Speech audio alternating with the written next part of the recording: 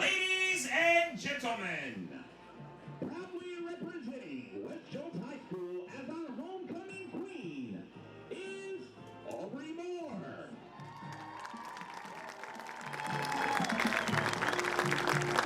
Aubrey is the daughter of Chris and Stephanie Moore of the West Jones community. At West Jones, Aubrey has enjoyed being a member of the West Jones cheer team. She is also active in Key Club, HOSA, Best Club, and Mu Alpha Theta. Aubrey enjoys traveling, shopping, and having church and Sunday lunches with her grandparents. Aubrey plans to work one day with pediatric cancer patients. Escorting Aubrey tonight is Colton Locklear. Colton is the son of Johnny and Amber Locklear of the Soso community. Colton is active in Best Club and Mississippi Scholars. He is also a member of the Mustang baseball team. He enjoys playing golf and watching football. His career goals include pursuing a degree in business at the University of Mississippi. Acting as flower girl for the 2025-26 homecoming ceremony tonight is Eva Moore. Eva is the daughter of Carl and Brooke Moore of the Gaetano community. Tonight's crown bearer is Tanner Pitts. Tanner is the son of Billy and Liz Pitts of the Soso community. At this time, we would like to welcome to the field the 2024-25 homecoming queen, Miss Alana Darby, being escorted by West Jones High School supervising principal, Dr. Jordan Rogers.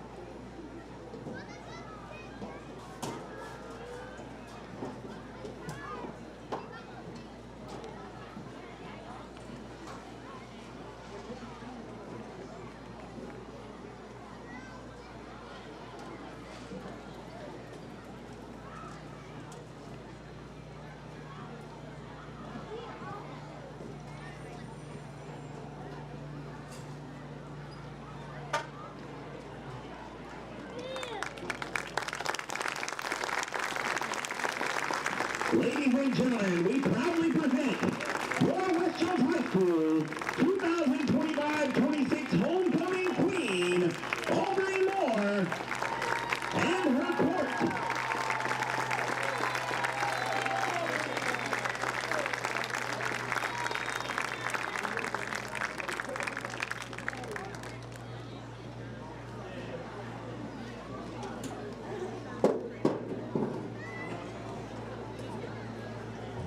Ladies and gentlemen, at this time, we ask that you please rise and remove all headwear as we have tonight's invocation and the playing of the national anthem.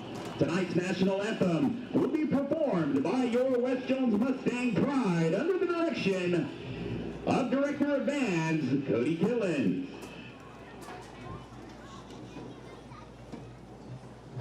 God, I thank you for bringing us all out here today, God, and I thank you for your many blessings on us. I ask that you would keep us safe throughout this game, and I ask that you would protect the players from any injuries that might occur. And I just pray that we would glorify you, God, through this game and through our performance and our actions, win or lose, and that your love would just reach everyone out here, Lord. So I thank you for Jesus and what he did on the cross for us, God, and in Jesus' name I pray, amen.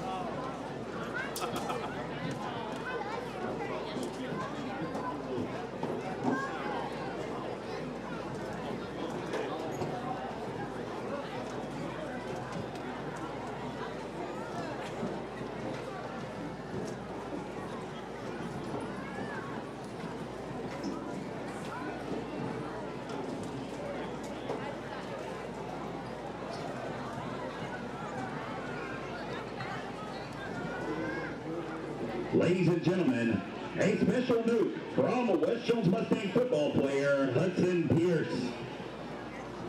I want to personally thank you for all the calls, texts, and kind gestures I have received from many of you regarding my injury. But most importantly, I want to thank you for your prayers. I believe in God's timing and purpose for all things, including this injury. Thanks again for all you have done, and as always, go Mustangs! Sincerely, number 13, Hudson Pierce.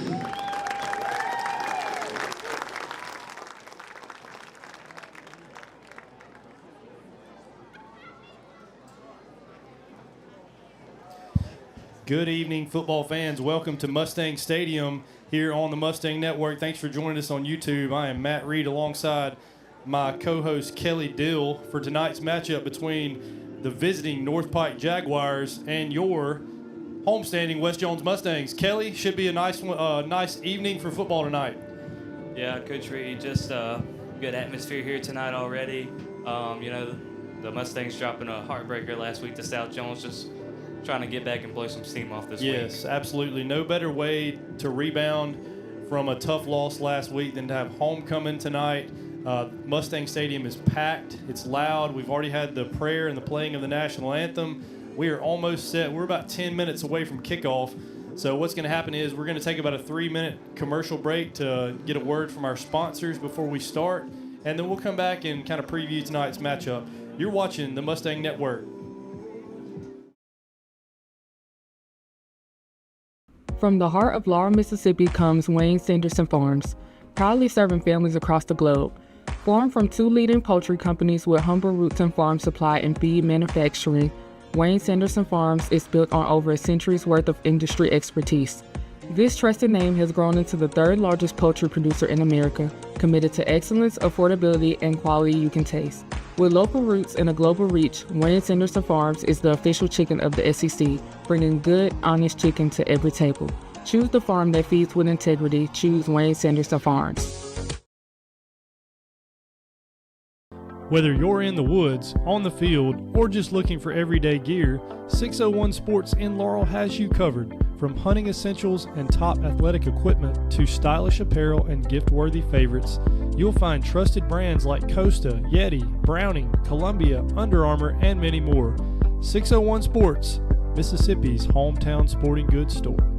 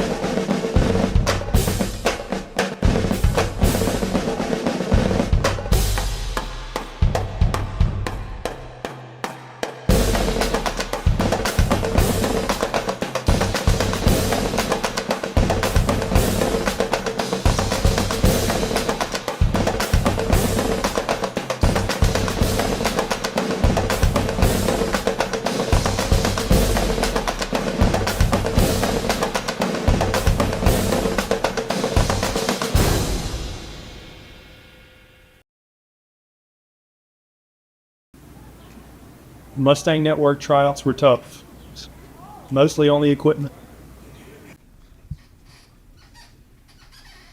Staying on?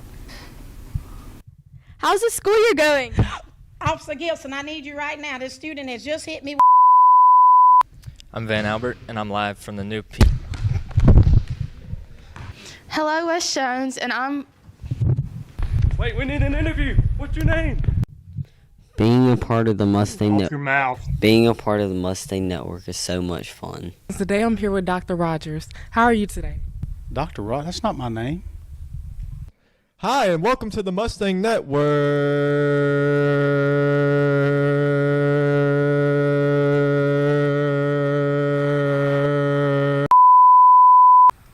I'm on my way, Miss Bella.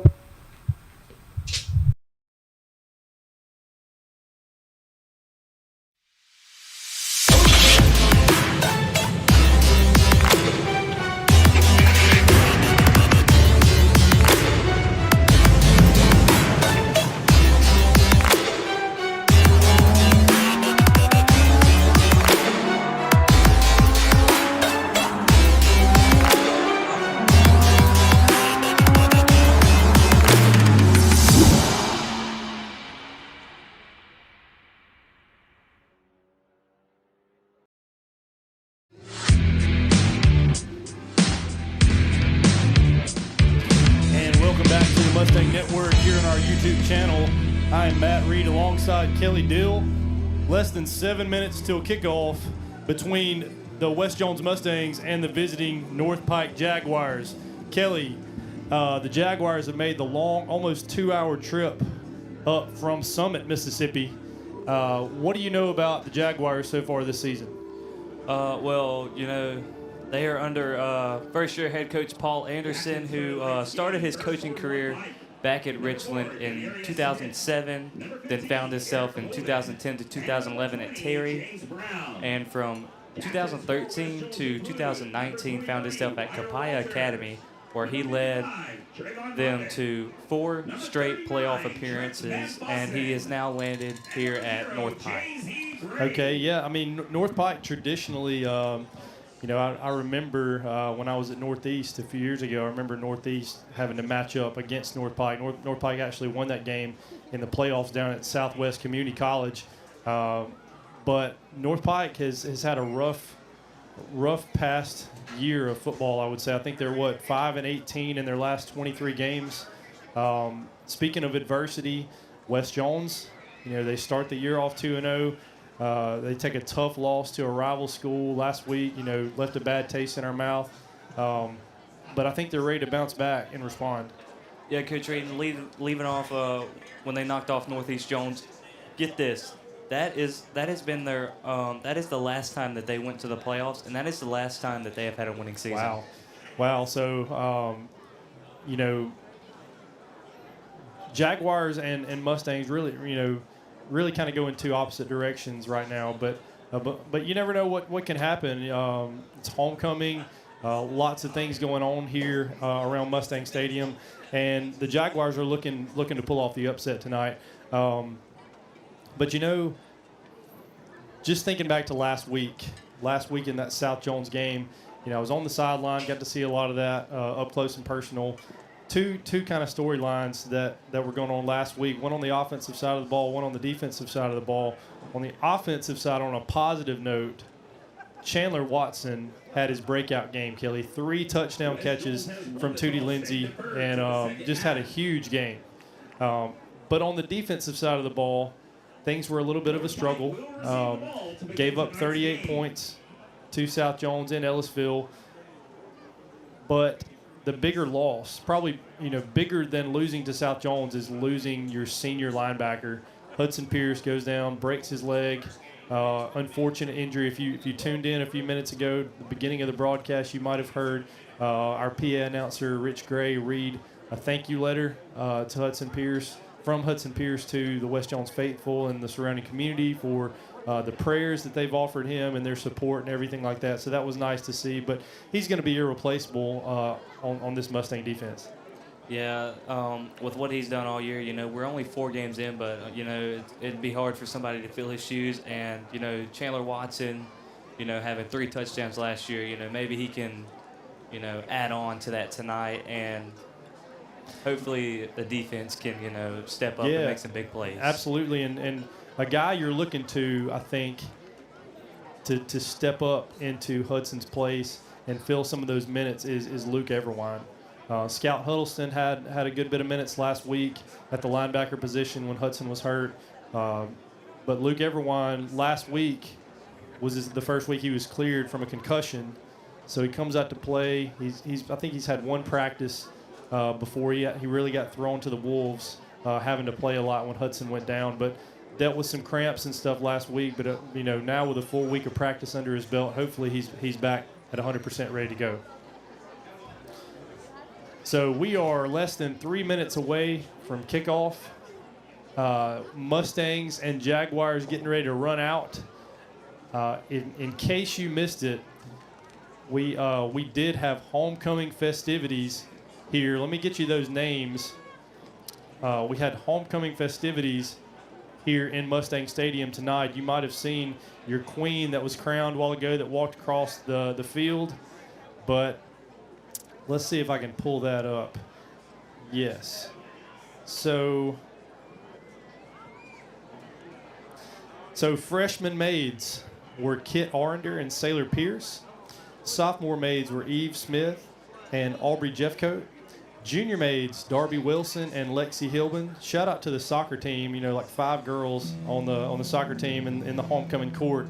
FFA sweetheart, Abby Pitts. Senior maids, Molly Elsie and Kinsley West. Mustang maid was Madeline Westmoreland. Football maids, Audrey Martin and Bella Edwards. Student body maids, Maggie Chin and Aaliyah Walker.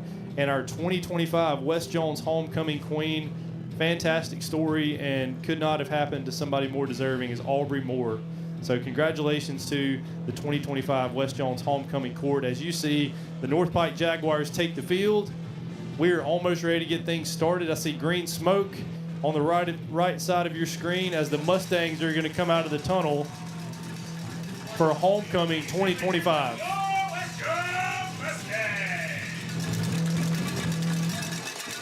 So the cowbells are alive, and we are almost set to kick things off. We're going to take a station identification. We'll be right back in less than a minute here.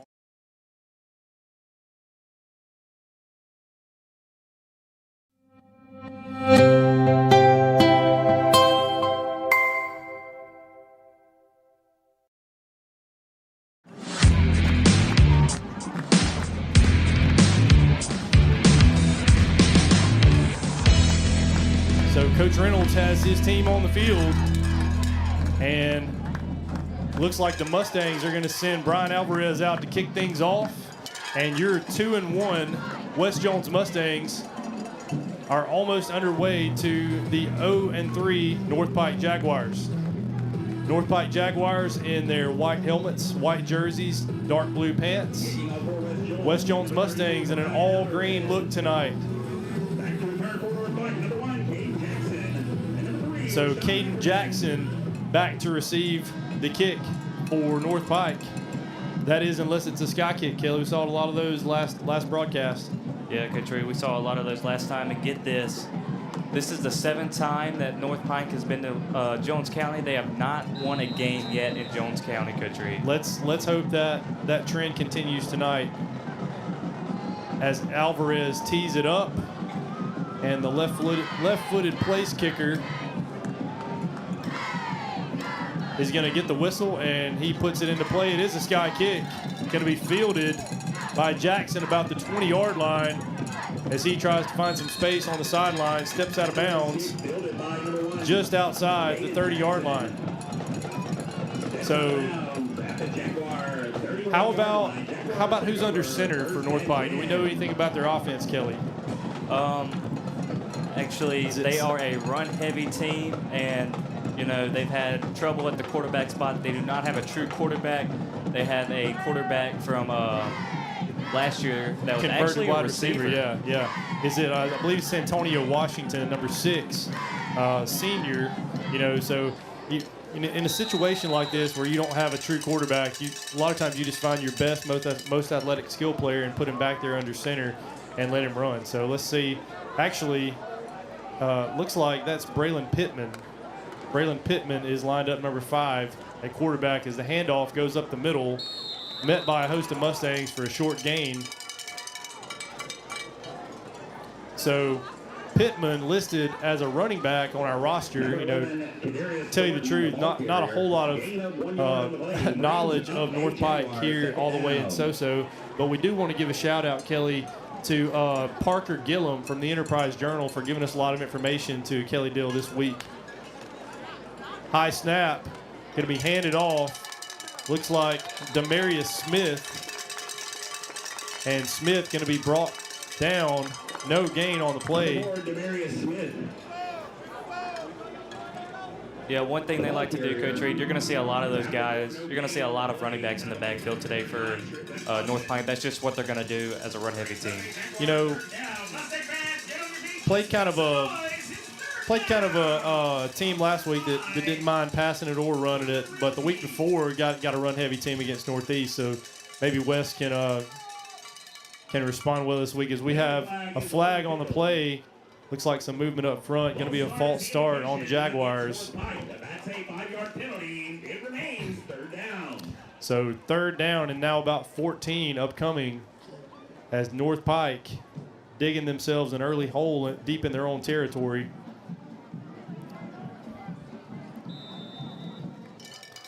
Yeah, it just looked like a good bit of movement on that right side of those I receivers. hope it's not going to be a penalty game, Kelly.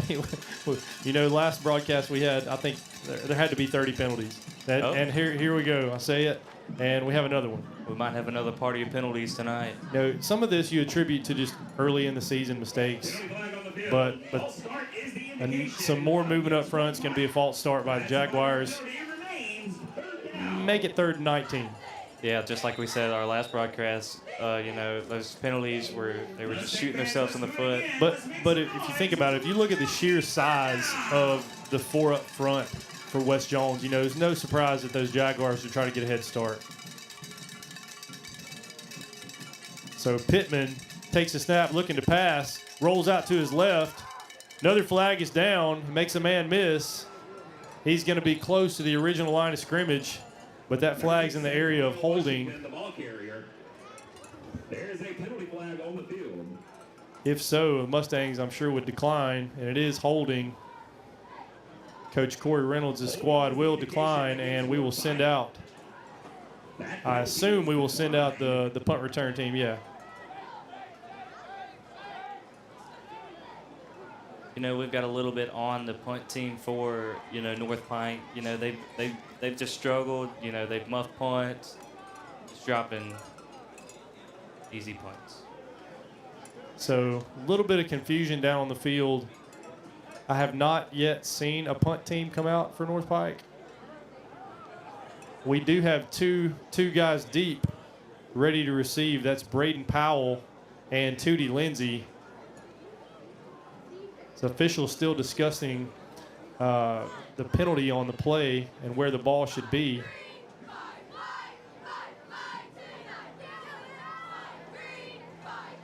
So now out will trot the North Pike special teams unit. And how about the 2 guys deep returning the punt are your QB1 and QB2. So interesting strategy, but something we've seen from the Mustangs, just 2 athletic, reliable guys that know how to hold on to the ball. So whistle on before we can get the snap off.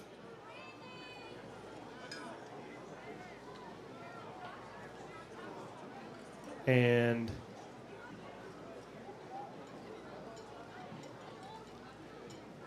teams huddling up. Looks like an official's timeout. Just want to make sure you get the spot right.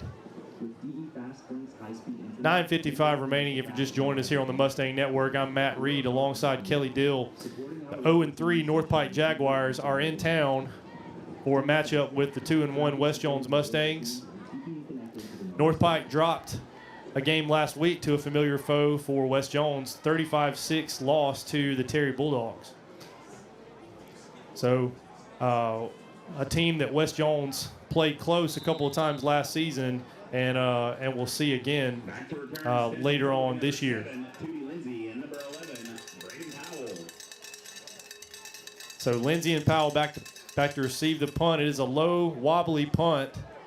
Powell going to field it at his own 30, makes a couple of people miss. Got a little space, a great block on the sideline. Powell is down the sideline, going to be taken out of bounds. Looks like Tayshawn Ross that dragged him down, but not before. A 40-yard return. Make it 39-yard return on the play by Braden Powell. I do see a flag down. I was complimenting the block, Kelly. I thought he kind of got him from the side, but might have actually been a block in the back. We'll see. What did you see? I saw a little, block in the back. Might not have got in front of his face. Might have actually got him behind the shoulder blade. So it is going to be a block in the back, going to negate a big return by Powell. So after a 10-yard penalty, it's going to end up. The ball is going to be spotted about where Powell actually caught it to begin with. So Tootie Lindsay going to bring his offense on the field for the first time tonight. 3 wide receivers. Caleb Holmes to his right. North Pike, a lot of defenders inside the box. as Caleb Holmes gets an inside handoff, and he's going to be dragged down, gain of about 4 on the play. Gain of 4 yards on the play. Brings up a Mustang second down. Tayshawn Ross again in on the tackle. Yeah, Coach Reed, we have a little bit of their offense. It's going to be the trio senior linebackers that are going to play a big part for the Jaguar defense. Yeah, tonight. we've already called Ross's name a couple of times, so keep an eye on him.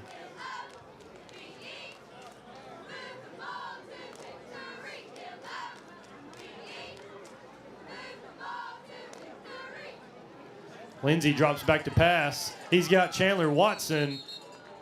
Little out pattern toward the sideline.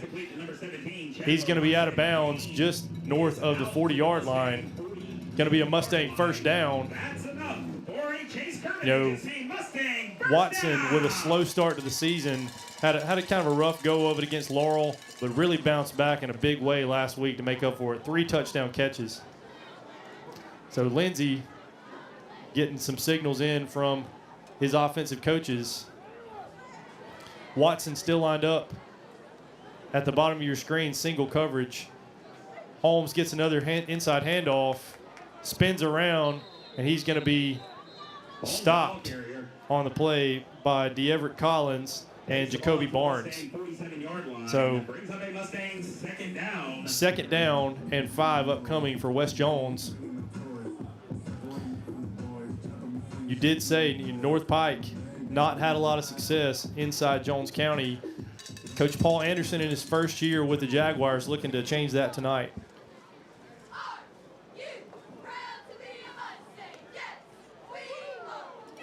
Little movement up front by Jacoby Barnes, but officials going to say he didn't cross the line of scrimmage. 2nd and 5. Lindsey looking deep. Chandler Watson in single coverage, and a flag is going to be thrown. Little hand fighting there between Watson and LeGreg Crossley, the sophomore DB there defending Watson Kelly. Yeah, it just looked like both of them were handsy back and forth, but so a needed penalty after the punt return was negated by our own penalty. We get the favor return.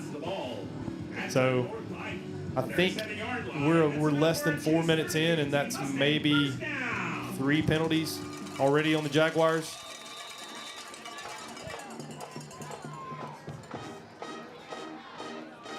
North Pike Jaguars out of Summit, Mississippi.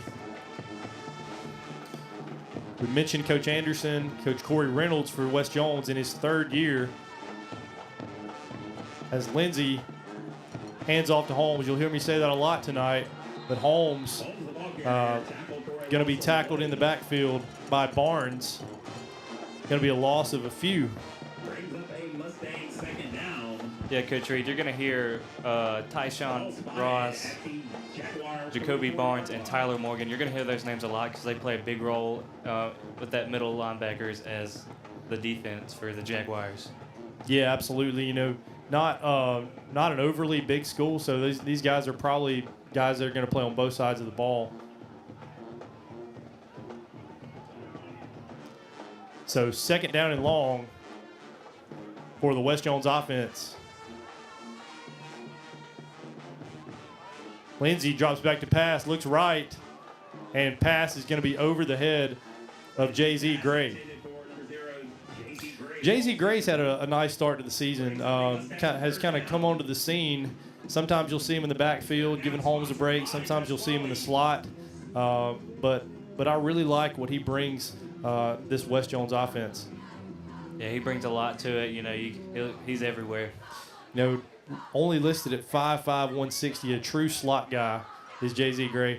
Lindsey looks to the sideline for Watson, but his pass is going to be incomplete, and that's going to bring up a 4th down and Leo Stinson. Back to return for North Pike will be number 3, Rashad Ackerman. So not much doing on the first offensive possession as Leo Stinson going to punt things here on 4th down and 15. He's played a big role as the punter this year, you know, able to pin the opponents back deep into their own territory. You know, I think if you would ask him, you know, last week, you know, probably a little bit more of a struggle than his previous games. As a high snap, Stinson does a great job of just catching it and getting rid of it. It is going to be fielded. Might have been a face mask penalty upcoming, but Rashad Ackerman going to field the ball kind of dangerously inside his own 15, and it looks like it is going to be a face mask as his helmet got turned around sideways. Kind of no denying that one, Kelly. Yeah, it just looked like he got a little bit past him and had kind of no other option to do that. Personal foul face mask is the indication against West Jones. And to be fair, I don't think the West Jones defender was expecting him to actually field the ball. You know, he kind of caught it on the bounce last minute. Yeah, you had a swarm of Mustangs around him, and what a bold move to, you know, try and return that. So it is going to be a 15-yard penalty on the Mustangs. 6 minutes and 57 seconds remaining in the first quarter, as the Jaguars are going to come out with two wide receivers at the bottom of your screen, split running backs, and that's going to be Demarius Smith that gets a handoff up the middle, drop for a short gain. Gain of 5 yards on the play brings up a Jaguars second down. Make it actually a gain of 5 on the play, second down and 5. So a really nice pickup on first down by North Pike. Yeah, just able to create a hole and able for Smith to just get there and get a good game on there. So Coach Cecil Hicks looking for his defense to respond in a big way after a tough week last week at the reservation. As Smith going to get the handoff, looks for space around the right corner, going to be pushed out of bounds by Johnny Hilton, and you guessed it, another flag on the play. This one's coming back. 22, B.B. Hilton. There is a penalty flag on the field. That flag sponsored by Cannon Motor Company. Holding is the indication. So holding going to be the call against North Pike. You know, kind of thought it was too good to be true for the Jaguars. He had a lot of space on that corner, but now we see why. Yeah, that's just. Yeah, you saw him moving, and then you saw that flag, and you thought that it'd be holding on that other side. So that's going to bring things back and make it first down and 10. Should be second down. There it is. Second down and 10 for North Pike. North Pike electing to go with those two running backs again. Going to hand it off to Cardarius Thornton. And he takes around the left side for a gain of about 3. We're going to have an official's timeout for heat. And with 5:59 left in the first quarter, we're still scoreless here in Soso. We'll be right back here on the Mustang Network. After careful consideration, I've decided to take my sponsorship talent to the SEC. Nope. Sorry, this would have been a lot cooler if I could actually put this hat on my head. Sanderson Farms, official chicken of the SEC. 601 Sports is now open for business in Laurel. At Mississippi's hometown sporting goods store, you'll find everything from hunting gear and athletic equipment to apparel and gifts. Come visit us today at 2139 Highway 15 North in Laurel. 601 Sports, we're a family business that's proud to serve Mississippi.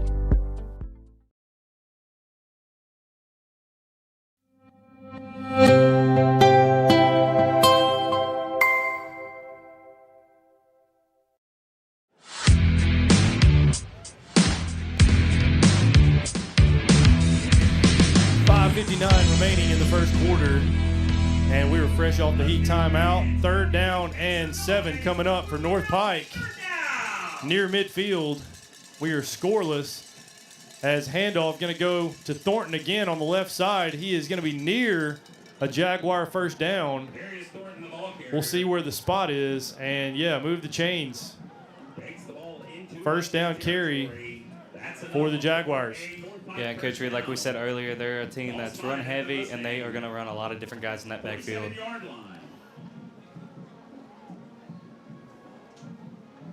So speaking of running different guys in, Trip Van Fossen going to come out of the game now in exchange for Brooks Myrick. junior defensive end, 6'1", 220. Get some fresh legs on the field for the Mustangs. Handoff going to go to Thornton again. He's going to be bottled up for a short gain on the play. Tackle for a 1-yard gain on the play brings up a Jaguars second down. Assistant coaches for the Jaguars, Wes McCullough, Jason Cooksey, A.J. Freeman, Joseph Puckett, Bryson Times, Stephen Cooksey, Peter Kettle, and Joe Taylor. Like we mentioned before, first-year head coach Paul Anderson. We'll get to those Mustang assistant coaches here in a minute. So second down and 9 as the Mustang defense trying to defend their own territory. And quarterback is going to keep the ball, and he's going to be brought down. That's Santonio Washington that time. That's who we alluded to at the beginning that we thought was going to be the starting quarterback. But then it ended up being Braylon Pittman. And if I'm seeing his number right, that's kind of hard to make out that 6 and that 5 on his jersey. Third down from the Mustang 42-yard line. So Mustang fans, get on your feet. another Jaguar third down. Let's see if this West Jones defense can respond on a big play coming up. You would think they're getting close to 4-down territory right here, so we'll see if they have that decision to make. So blitz up the middle is going to be blown up by Harrison Pierce. Ball's on the ground. They're going to call it incomplete, but I wish we had instant replay, Kelly, because Harrison Pierce just came through the middle and blew it up. He had a full head of steam in there and just blew that line up. Full head of steam for sure. Number 11 for North Pike is going to remember that one, or maybe he won't remember it the rest of the week. He'll definitely remember it for the rest of this game. So a big fourth down upcoming. That ball was on the ground. It's kind of hard to see what was going on there, but they did rule an incomplete pass. It looked like it was Washington was just trying to flip it over to the running back and just couldn't get to it. So the cowbells are ringing. Fourth down for the Mustang defense. Going to be a quarterback keeper for Washington, and this is going nowhere. Turnover on downs. Mustang defense stands tall, and that's going to bring back out Coach David Parker, offensive coordinator's offense. And speaking of West Jones assistant coaches for this season, we've got, we mentioned Coach Hicks, defensive coordinator, David Parker, offensive coordinator. Our wide receivers are coached by Dennis Crosby. Running backs coach is Cody Wyndham.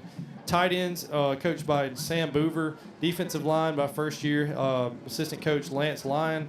Secondary is coached by Adam Thompson. And our Mustang kickers and our team chaplain is J.P. Varnell. So 4 wide receivers with Holmes in the backfield beside Lindsey. Mustangs starting from their own 40. Holmes gets a little dump pass, and it's going to be a first down. Big pickup on first down for a gain of about 14. Yeah, what a well-designed, looked more like a screen pass, but it's well-designed, and they will get some yards on that one. That's just kind of like if you're going to give that to us, we're going to take it, and if you're going to give Caleb Holmes that kind of space in the flats, then we're going to take it all day long. So another first down for West Jones, moves it into Jaguar territory. Holmes gets a handoff up the middle, bounces off a couple of tacklers. He's hard to bring down. Eventually brought down near the 25-yard line. Looks like that was Tayshawn Ross, that senior linebacker we keep calling. But what a big pickup by Caleb Holmes on the play. Yeah, you can see Coach Reed, they're starting to gain momentum after that turnover for the Jaguars. And just looking at the sideline, I'm not sure how many of these guys are playing both ways for the Jaguars, but you got to think, depth is eventually going to come into play later in the game.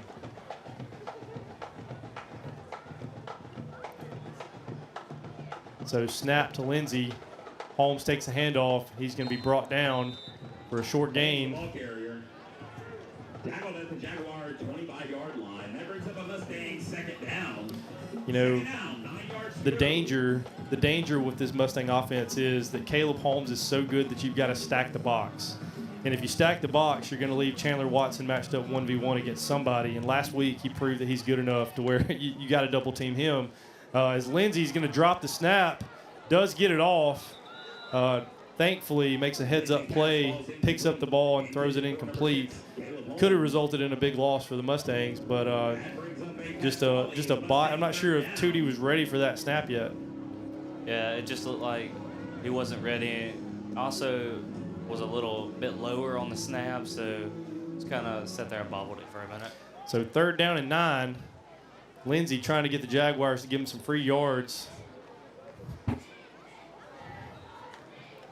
Spot the ball at the Jaguar 25 as we got a man in motion. That's Parker Barefoot. Lindsey drops back to pass. He looks to his right. Going to be caught by Braden Powell for a Mustang first down. What a nice catch by Powell in traffic, Kelly. Yeah, what a way to just get up there, climb the ladder, and make that catch over those 2 defenders. So Powell really showing his athleticism. You know, we saw him a couple of weeks ago having to come in and play quarterback in place of Lindsey, but he's just proven that he can do it all. Yeah, Coach Reed, he's everywhere. Returning punts, he's playing wide out, he's playing backup quarterback. As Lindsey looks in the flats again for Holmes, he's got space nearing the goal line, runs over a defender. As Holmes absolutely obliterates Caleb Anderson at the goal line. Takes it all the way down to the 2-yard line. And you know what that means. Heavy package is going to come out. They used to call it, Wild Mustang package. I'm not sure if that term is still around, but definitely heavy packages. The big boys came off the sideline. Yeah, Coach Reed. Caleb Holmes just running with a full head of steam and just running over his defenders easily. Yeah, he's not a guy that you're going to want to meet in the open field, especially if you're an undersized DB. Holmes looking to take the direct snap, and he runs it in untouched. Touchdown, Mustangs. Caleb Holmes adding to his total on the season. You know, we'll talk. We're going to call his name all night, but that play is made so easy by the big boys up front. They don't get enough credit, but that time just really created a massive hole for Holmes and just ran right up the middle. Cruz McKee is out for the PAT, and it is good. And with 1:55 remaining here in the first quarter, the Mustangs are on the board, 7-0 against North Pike. We'll be right back here on the Mustang Network.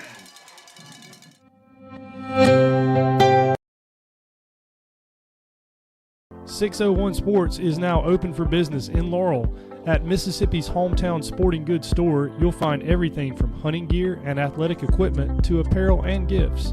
Come visit us today at 2139 Highway 15 North in Laurel. 601 Sports, we're a family business that's proud to serve Mississippi.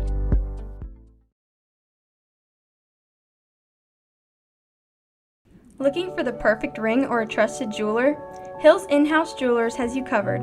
Owned by Laurel natives Jeff and Courtney Hill, they've been serving the community since 2010. From engagement rings to fine jewelry, custom designs to expert repairs, every piece is crafted and cared for on site, never mailed out. Discover the largest selection of bridal jewelry in Laurel, right here at 1104 Sawmill Road. Hill's In-House Jewelers, all the sparkle, all in-house.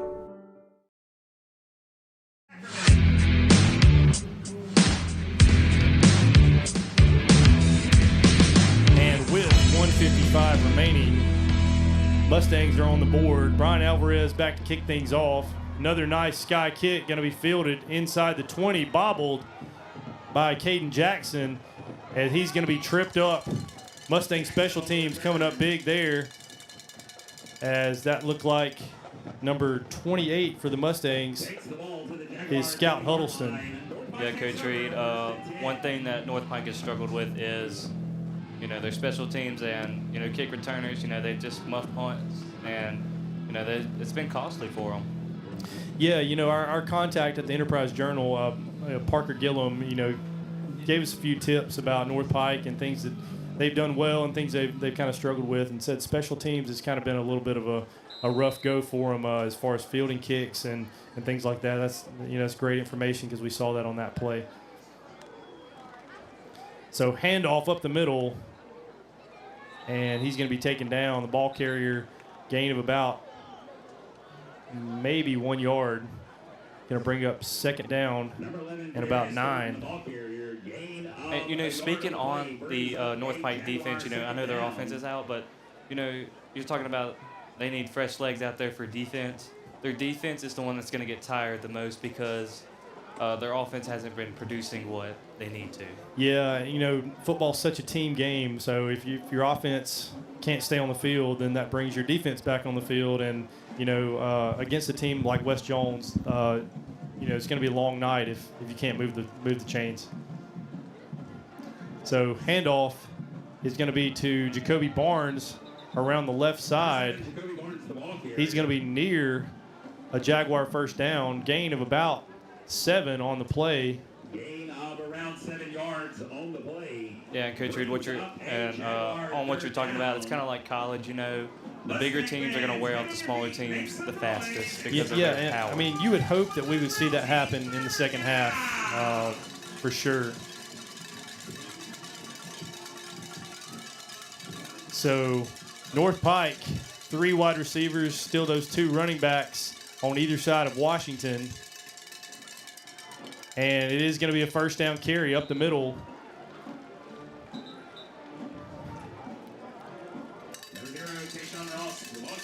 Looks like Tayshawn Ross. We called his name on the defensive side of the ball. Looks like he's getting the carry there. Yeah, and Coach Reed, like we were talking about, earlier and mentioned it a few minutes ago, they are going to run a lot of different guys in that backfield. Yeah, a run-heavy team like this, like you said, without a true quarterback, Washington really playing out of position. Handoff going to be up the middle. Looks like that's going to be Ross again. We keep calling his name, and like I said, I have not seen North Pike play the past couple of seasons, but I get a feeling that Tayshawn Ross is their guy. Yeah, he's one of those trio linebackers that's going to make a difference on the defense. As you see, he's on both sides of the ball, and he's just he plays a big part in the Jaguars.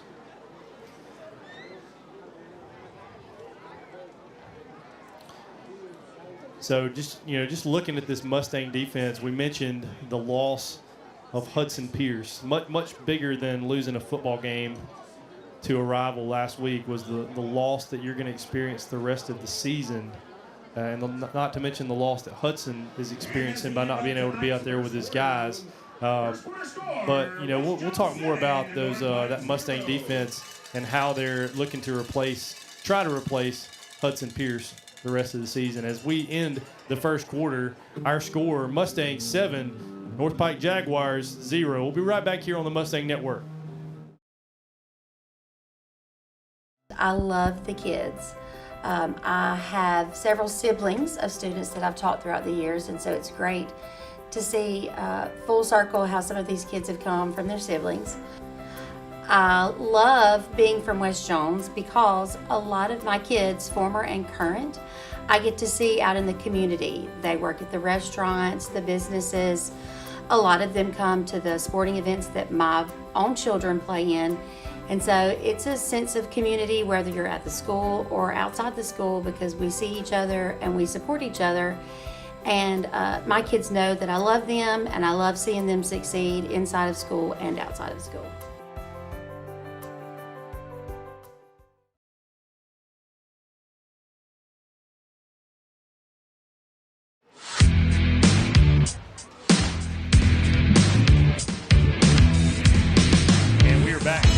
Stadium as we start the second quarter of play.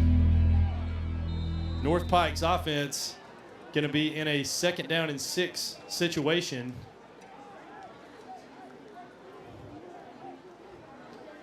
We left off the break talking about the loss of Hudson Pierce. His brother Harrison, one of the other linebackers, Scout Huddleston stepping in there.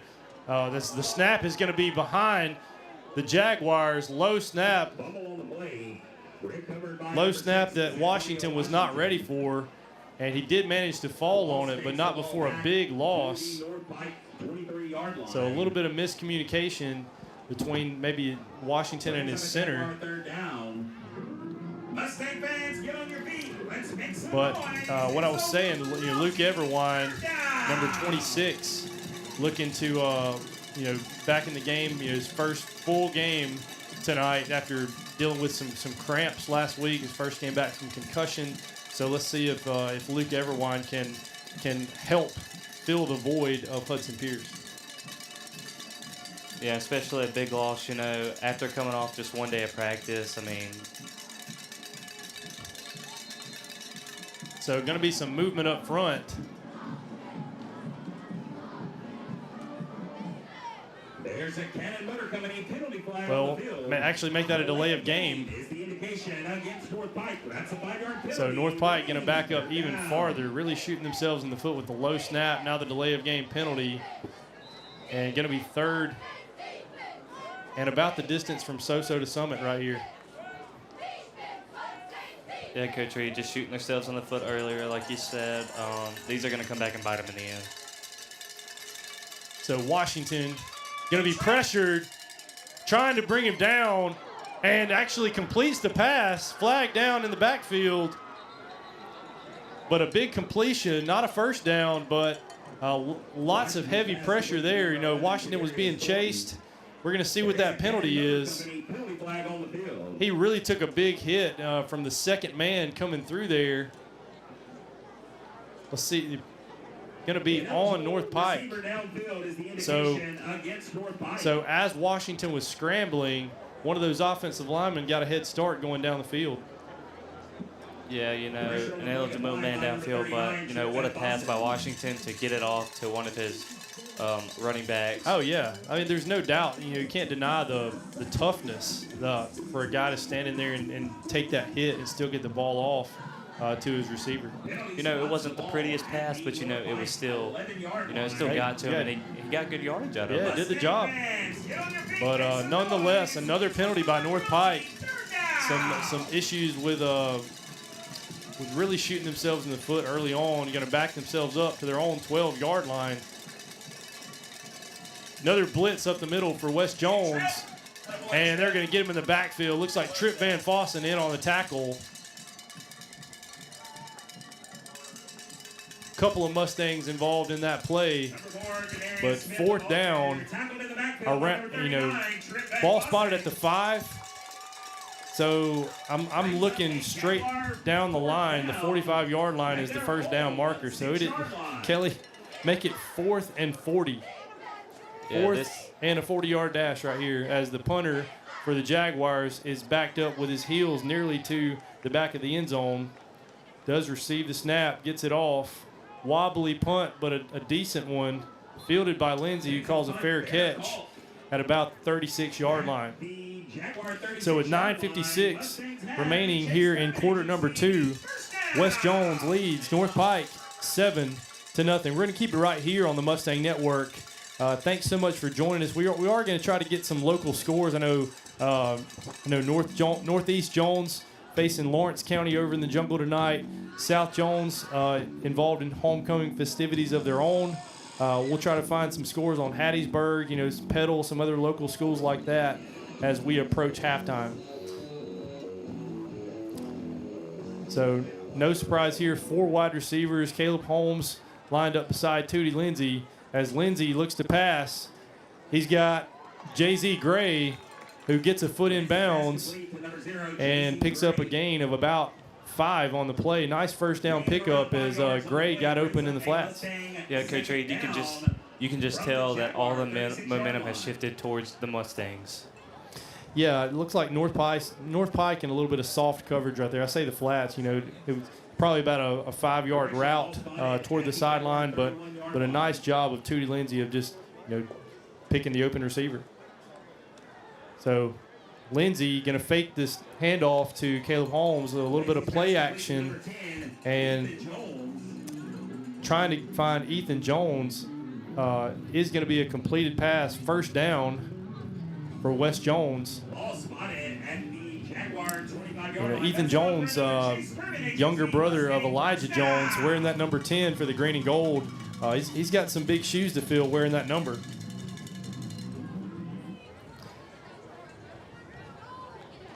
So Lindsey going to hand off to Holmes again. He's met in the backfield by about 4 North Pike Jaguars. I know our offensive line coach not going to be real happy about that. Coach David Parker not looking too thrilled on the sideline about Holmes being met in the backfield. Yeah, just not something you want, especially with the running game and trying and switching things over from the pass and the running game. It's not something you want to see. So homecoming festivities tonight. Lots of people, good-sized crowd here in Mustang Stadium. Lindsey looks left, now looks back right. He's looking for Jones, but he's going to overshoot his receiver. Incomplete. Going to bring up 2nd down and 9 for the Mustangs. Yeah, just one of those where he's overthrown. Looked like he may have stopped a little bit. The defender may have gotten in his way a little bit. Yeah, I mean, you got to remember Jones is a freshman. I know he doesn't look like it, but freshman out there getting some time at wideout.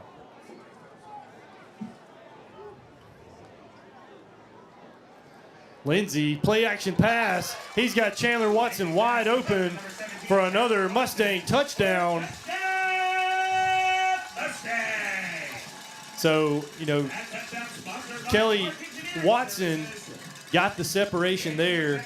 I was watching the play action, but I look up and Watson's running wide open away from Kyzavion Bonds, number 24. Coach Reed, 3 touchdowns last week. He's just picking off where he left off last week. Cruz McKee's PAT is up, and it is true. So 8 minutes and 31 seconds remaining in the second quarter. West Jones 14, North Pike 0. You're watching the Mustang Network. We'll be right back after a word from our sponsor. Looking for the perfect ring or a trusted jeweler? Hill's In-House Jewelers has you covered. Owned by Laurel natives Jeff and Courtney Hill, they've been serving the community since 2010. From engagement rings to fine jewelry, custom designs to expert repairs, every piece is crafted and cared for on-site, never mailed out. Discover the largest selection of bridal jewelry in Laurel, right here at 1104 Sawmill Road. Hill's In-House Jewelers, all the sparkle, all in-house. After careful consideration, I've decided to take my sponsorship talent to the SEC. Nope. Sorry, this would have been a lot cooler if I could actually put this hat on my head. Sanderson Farms, official chicken of the SEC.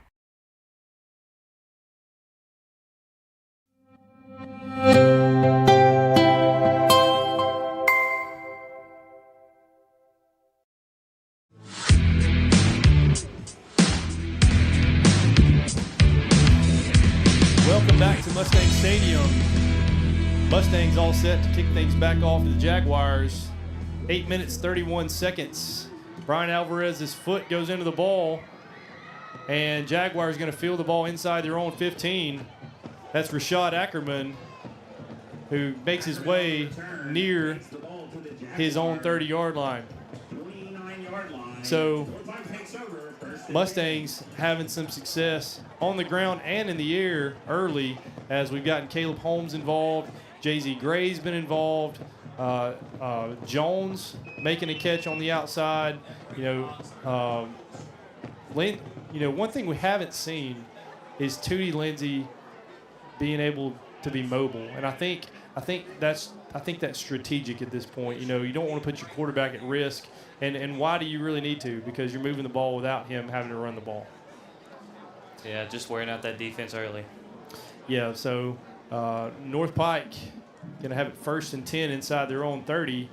Handoff goes nowhere to number 4, Demarius Smith, senior running back. Smith listed on our official roster from North Pike, listed as a defensive lineman. So not sure if he's playing both ways or if that's just a typo. Does not appear to be built like a defensive lineman unless he's a nose guard. Yeah, Coach Reed, and just when you're not moving the ball on offense and your defense is coming back, your defense is going to get tired. And with the looks of North Pike, they're not going to have as much depth in the defense as West Jones may have. Yeah, so second down and 10, you know, like you said, North Pike trying to move the chains a couple of times here and give that defense a fresh rest. As quick little dump pass to the wide receiver, that's Rashad Ackerman again. Pickup of about 1 on the play. Going to bring up 3rd and 9. Yeah, Coach Reed, the defense just really pressuring the quarterback to give it up earlier than he probably wants to. You know, so far, a lot of running plays by North Pike, some short passes. We haven't really seen the Jaguars try anything down the field. We'll see if they go down the field here on 3rd and 9. So Washington takes a snap. He scrambles around the pocket. Now he's looking for space on the outside. He's got a lane. That's going to be a first down pickup. Nice play there, making something out of nothing for San Antonio, Washington. Yeah, you know, he got pressured. He got pressured early, but had a way to find a hole and, you know, make something out of nothing, like you said. You know, he missed a couple tackles, but yeah, I mean, you know, I think, you know, Dante Sands he jumped out of the gates quick. Almost thought he was offsides. He jumped so quick, timed the snap. But when he jumped from that end spot, we really lost contain, and he had space on the left side. So Washington going to have a fresh set of downs. Going to hand off up the middle. Looking for space around the right corner is Demarius Smith. Demarius Smith, the ball carrier. And stopped by a couple of Mustang defenders. Gain of 4 yards on the play. 4-yard pickup. Going to bring up 2nd down and 6. yeah, it looks like Johnny Hilton might be a little banged up. That's not something you want to see if you're a Mustang fan. You know, one of the leaders of this Mustang defense, probably the most experienced player on this Mustang defense, is number 22, Johnny B.B. Hilton. So he's going to get some medical attention on the sideline, as it's going to be 2nd down and 6 for Washington and the Jaguars. Washington pulls back the handoff. He's got a man open down the field, but underthrows his pass while under pressure, and receiver did get his hands on it, Kelly, but just couldn't hang on.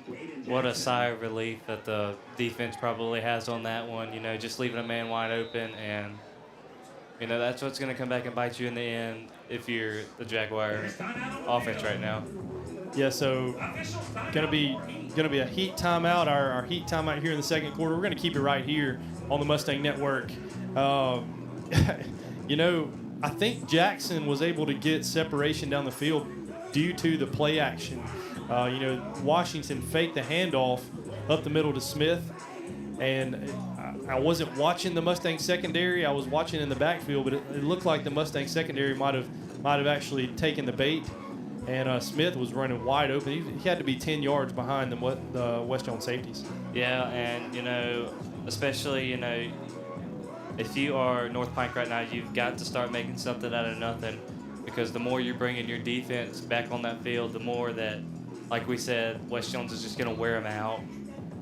And, you know, that might be costly. You know, that underthrown pass, you know, that could have easily been 6 points if it was right in his basket. So we do apologize for a little bit of delay in our feed, a little bit of lag. Our automatic camera is not the best. In case you wonder why it seems like it's a little ADHD, it's because it's not actually a person. It is a robot that is following the action. So if you would like to donate a camera to the Mustang Network, then let us know. As Washington going to fumble around the snap, does manage to pick up the ball. Lucky bounce that goes right back in his lap. Picks it up and gains about 6 on the play. Takes the ball down to the Mustang 47-yard line. Going to be a 4th down and short now. Making about 4th down and 2 in Mustang territory at about the 47-yard line.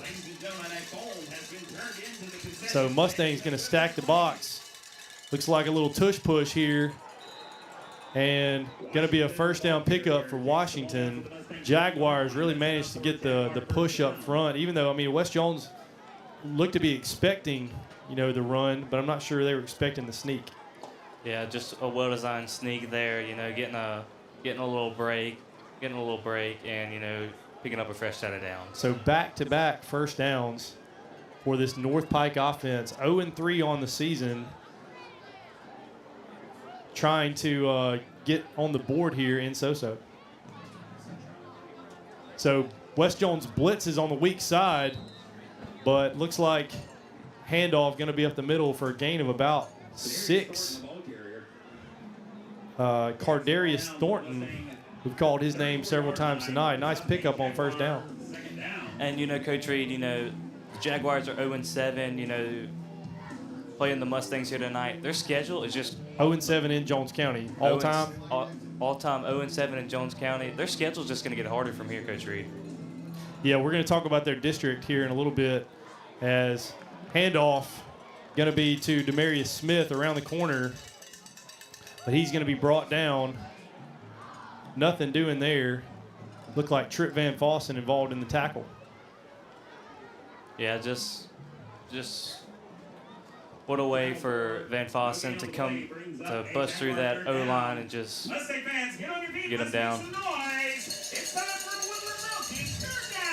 So third down and about 5. Crowd getting rowdy with the cowbells. And play action pass. He's got a man down the field. Is going to be caught. Down at about the 6-yard line. Washington's pass. That's enough for a Jaguar first down. Looks like the catch there by number 18, Colby Boone. And the play action pass, once again, giving the Mustangs trouble. Yeah, I will say, Coach Reed, that was not the prettiest pass, but, it worked out good for the Jaguars. Yeah, I mean, it doesn't have to be pretty, but they're moving the chains for the third time in a row.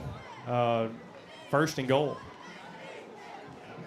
So space on the outside, and he gets the pylon. That's going to be a touchdown for North Pike.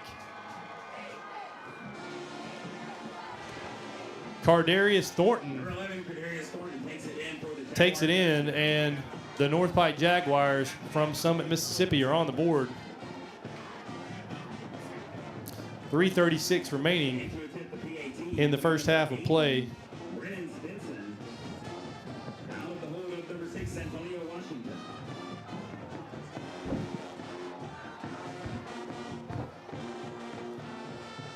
Going to be number 80 on the kick. And kick is going to be blocked. So we'll see if that ends up being critical later in the game. Looks like B.B. Hilton and Harrison Pierce involved in that block. But the score here with 3:36 remaining in Mustang Stadium is West Jones 14, North Pike 6. We'll be right back here on the Mustang Network.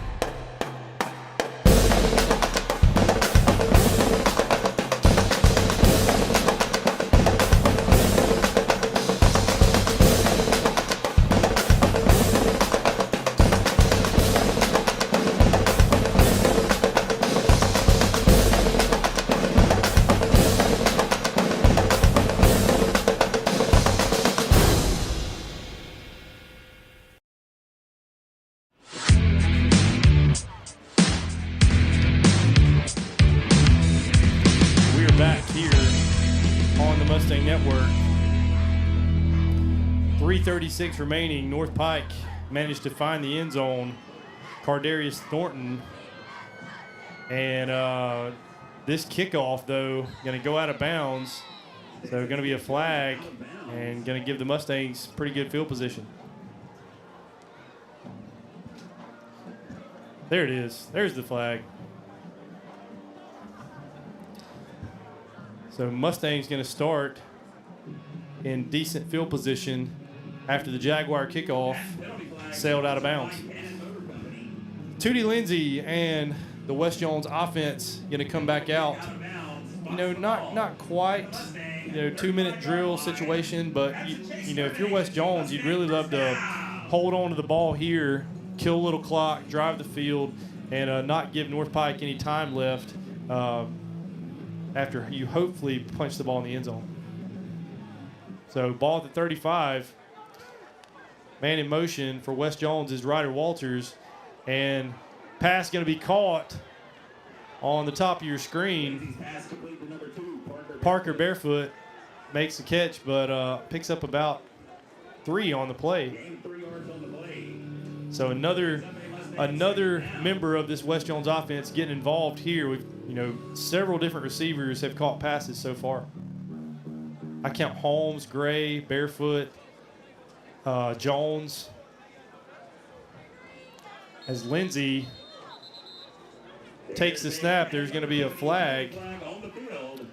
Little movement up front on the Mustangs. So we're going to bring up about 2nd down and 12 for West Jones. Yeah, Coach Reed, it was a flag fest, a couple weeks back here on the broadcast. Hopefully that's not what it's turning into now. So 3 wide receivers. Holmes gets the handoff, and he's going to be brought down by a couple of Jaguar defenders. Jacoby Barnes in on the tackle, along with number 13, Caleb Anderson, 2 of the guys you mentioned at the beginning of the broadcast. That brings up a Pasquale's Mustang 3rd down. Do want to thank our sponsors for tonight, WAYNE-SANDERSON Farms, Hills In-House Jewelers, and 601 Sports. So it's 3rd down and 10. Lindsay looking to his right. Pretty good pass and a better catch. Parker Barefoot catches that one in traffic, and that's going to be a Mustang 1st down. Yeah, what good separation there by Barefoot, able to get open downfield and, able to get the 1st down for the Mustangs. They very much needed 1st down. Yeah, so Parker Barefoot is a West Jones legacy. I grew up playing against his dad, and he's a star athlete. But his son Parker having a nice night on the gridiron tonight. Holmes gets a handoff inside. He's got space. Full head of steam, and he's going to be dropped about the Jaguar 37. So really nice job by the big boys up front of creating a hole. But big gain on the play for Caleb Holmes. Yeah, once you get Holmes going, it's hard to, cool him off and stop him. So fresh set of downs. Holmes gets the handoff again. Ball's on the ground. I think he did manage to fall on it. But really nice job there by North Pike. Tyler Morgan, that other senior linebacker, creating the fumble. Yeah, Coach Reed, like we said, you're going to hear their names a lot. They play a big part on that in the middle for that defense for the Jaguars. As we approach a minute and a half remaining, that's going to be a neutral zone infraction. So we talked him up big, and Jacoby Barnes that time going to be guilty of offsides. So 2nd down and medium with about 1 minute, 22 seconds and counting on the clock. Yeah, if you're West Jones, you're trying to expire as much clock as you can and try and drive down the field and score. So I think West Jones with all 3 timeouts in their pocket. Not quite in field goal range yet. Holmes going to get the handoff on 3rd and about 6. 2nd and 6. Carries up close to the 1st down marker, but I think he's going to be about a yard short. Yeah, Coach Reed, just looks like he's about to be a yard short on this one. So 3rd and about 1 for this Mustang offense. So West Jones going to use the first of their 3 timeouts. 41.4 seconds remaining. Our score in Mustang Stadium, North Pike 6, West Jones 14. We're going to take a short break right here on the Mustang Network. 601 Sports is now open for business in Laurel. At Mississippi's hometown sporting goods store, you'll find everything from hunting gear and athletic equipment to apparel and gifts. Come visit us today at 2139 Highway 15 North in Laurel. 601 Sports, we're a family business that's proud to serve Mississippi.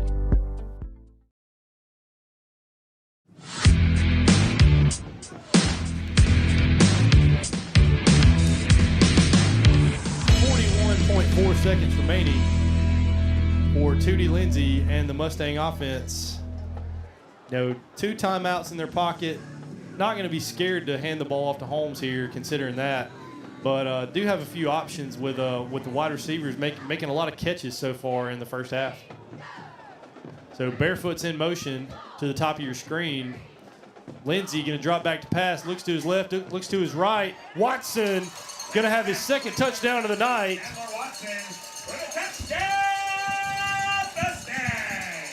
Really nice job there of Tootie Lindsay looking off the Jaguar secondary. You saw his eyes. His eyes are going to look to the left just enough to get some separation. And then Chandler Watson is going to have his fifth touchdown catch in just 2 games for West Jones. Yeah, Coach Reed just leaving off picking up where he left off last week, and 2 touchdowns already in the first half. So penalty on the PAT before we can get it off. Going to be offsides. Penalty's going to be declined, and we're going to try the kick. Cruz McKee out of the hold of Braden Powell. Just did get the hold down, did Powell, but McKee's kick is true. And with 37 seconds left in the first half, our score 21-6. We're going to keep it right here on the Mustang Network. Matt Reed alongside Kelly Dill. 21-6 is your score in favor of the Mustangs. Kelly, what do you think so far about this first half? There's been mistakes for both sides, especially for, North Pine. Not having much success, but, hoping that they may come back fresh for the second half. Absolutely. I mean, definitely not the cleanest game for either team, but it's only a 15-point game. It's a 2-score game. You got to like, where you stand right now if you're North Pike. Coming in as an underdog in a hostile environment, you got to like that you're still in the game going to the second half. Yeah, Coach Reed, and like we mentioned, they are 0-7 in Jones County. All time, 0-7 in Jones County. I think you're going to say that so many times you're going to jinx us, though, Kelly, so you need to stop that. So Brian Alvarez is set to kick things off. Tayshawn Ross back to receive. Instead, it's going to come to the near side. That's Rashad Ackerman. Makes a man miss at about the 15-yard line. Going to be dropped. Makes a man miss at the 25. Dropped at his own 30 is Ackerman. So, haven't called out, starting lineups for either team. We did that in the stadium, but this Mustang defense, you're going to hear a lot of Trayvon Moffitt on that defensive line, Sawyer Shows in the middle, the meat of that Mustang defense. And then, you got Trip Van Fossen, Dante Sands at the defensive end positions. We've already talked about the linebacker core. Secondary, Chandler Watson, Keegan Holmes, Mitchell Jones, Lakias Martin. Those guys, you're going to hear those names a lot this season. So Jaguars going to hand off to Thornton. Thornton likes that left side. How about the athletic move by Cecil Hicks there, avoiding the tackle? Yeah, Johnny Hilton just come in sliding. And he might hear about that one later. He's not going to forget that one. So 10 seconds left and counting. I'm not sure if we'll get another playoff or if the Jaguars will be interested in just taking it to the half. And that is going to be the halftime horn. So at the end of the first half, here on the Mustang Network, the score, Mustangs 21, North Pike 6. We're going to take a break here on the Mustang Network. And we're going to bring it back to let you hear the Mustang Pride Marching Band. Okay, but after our break, we hear a word from our sponsors. We'll let the band walk out on the field, and then make sure to tune in to hear Cody Killen's West Jones Pride Marching Band. We'll be right back here on the Mustang Network. Looking for the perfect ring or a trusted jeweler?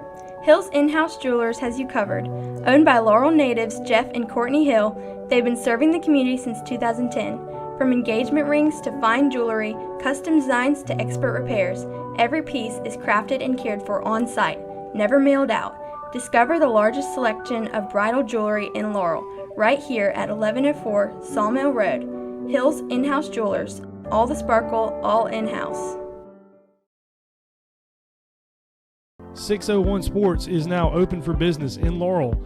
At Mississippi's hometown sporting goods store, you'll find everything from hunting gear and athletic equipment to apparel and gifts. Come visit us today at 2139 Highway 15 North in Laurel. 601 Sports, we're a family business that's proud to serve Mississippi. After careful consideration, I've decided to take my sponsorship talent to the SEC. Nope. Sorry, this would have been a lot cooler if I could actually put this hat on my head. Sanderson Farms, official chicken of the SEC. I love the kids. I have several siblings of students that I've taught throughout the years, and so it's great to see full circle how some of these kids have come from their siblings. I love being from West Jones because a lot of my kids, former and current, I get to see out in the community. They work at the restaurants, the businesses. A lot of them come to the sporting events that my own children play in. And so it's a sense of community, whether you're at the school or outside the school, because we see each other and we support each other.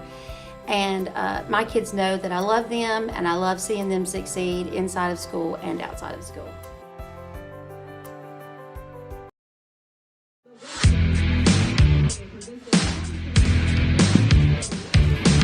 Back here on the Mustang Network, almost ready to hear the West Jones Pride Marching Band. Kelly, first, real quick, you've got some scores, though. Yeah, Coach Reed, at halftime, Northeast Jones leads Lawrence County 27-0. At the end of the first quarter, Laurel leads West Harrison by a score of 13-7. And South Jones leads Quitman after the first quarter of a score of 13-0. So thank you, Kelly Dill, for those score updates. We'll get some more of those as we get closer to the start of the second half. We'll also bring it back after our Mustang Pride Band and talk, preview the second half and recap kind of what happened in the first half. So we're gonna step away and just let you listen to the West Jones Pride Marching Band here on the Mustang Network.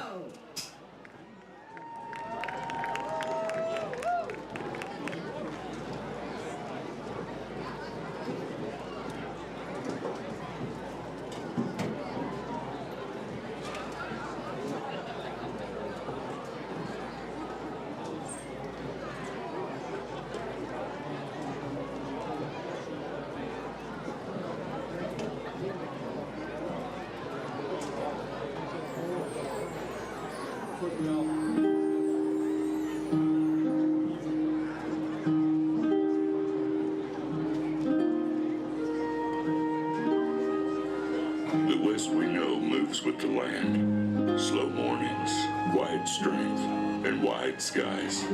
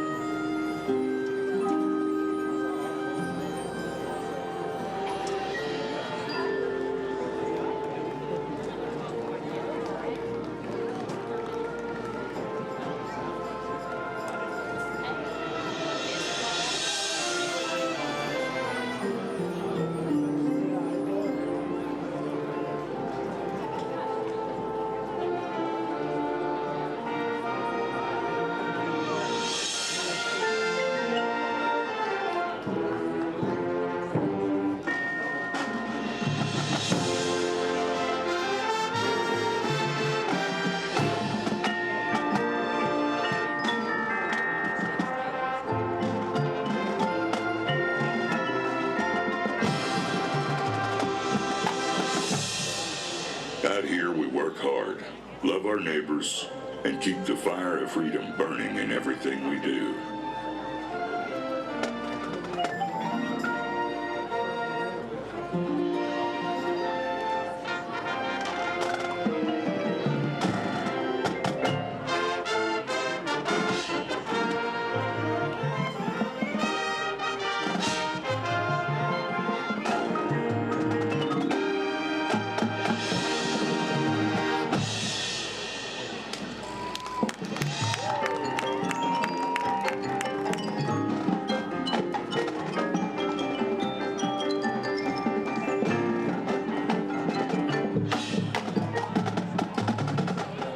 The West we know rises early and rides far. It's built on grit, sweat, and the unshakable belief that a new day is always worth chasing.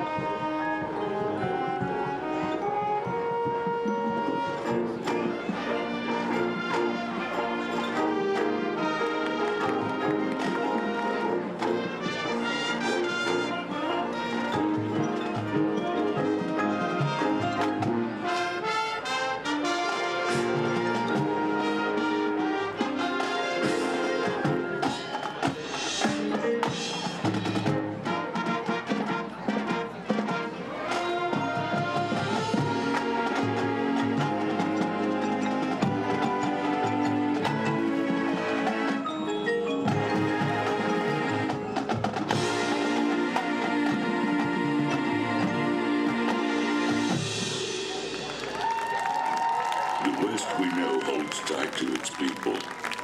Friends become family. And in the quiet moments under star-filled skies, we're reminded that belonging is the greatest kind of wealth.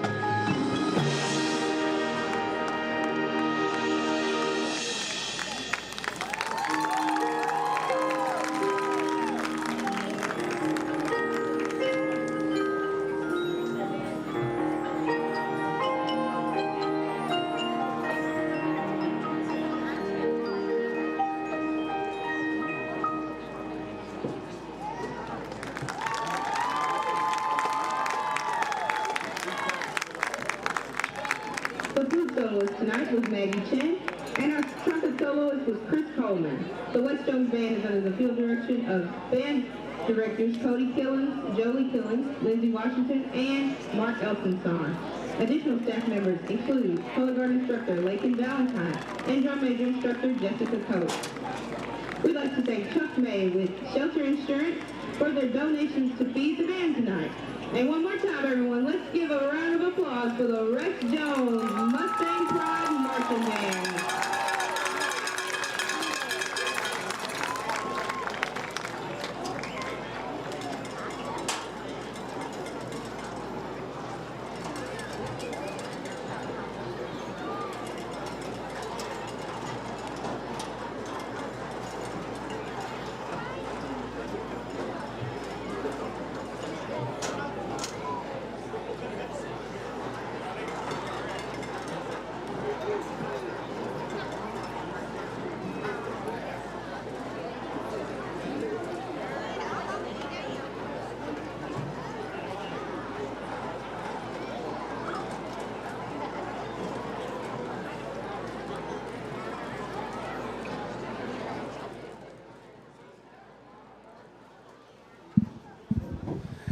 And that was your West Jones Pride marching band. North Pike not bringing a marching band tonight, just bringing a pep band, so they're not going to perform here at halftime. But the West we won is what you just witnessed here on our broadcast between the West Jones Mustangs and the North Pike Jaguars. Thanks to our followers in the YouTube world of getting us to over 1,000 followers this week. We are sitting near 250 people watching consistently tonight. And to be honest, lower than normal, but mostly because everybody's here. So if you're not here, you're missing out. The people have crowded both end zones all around the track on the home side. Not a big crowd for our visiting team from Summit, but a nice night of weather here in West Jones. At least it's coolish from my seat in the press box, Kelly. We talked about some halftime scores. We got some of those from the area teams. But as far as this game, these two teams, West Jones, the next time we're going to have a home game after tonight is not for about another month.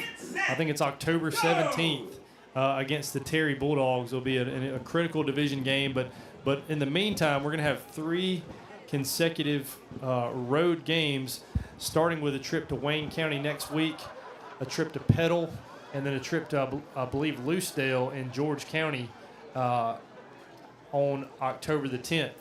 So, that one going to be obviously critical because it's now district. But Wayne County, I know that game has means something special to Coach Reynolds, having played quarterback there, being from that area, also having ties to Petal, having coached there in the past. So the next couple weeks going to be a special kind of time for him. Personally, I would assume, as we have 8.5 minutes left in halftime. But we talked about last broadcast the new district for West Jones. You got Jim Hill, Forest Hill, Terry, George County.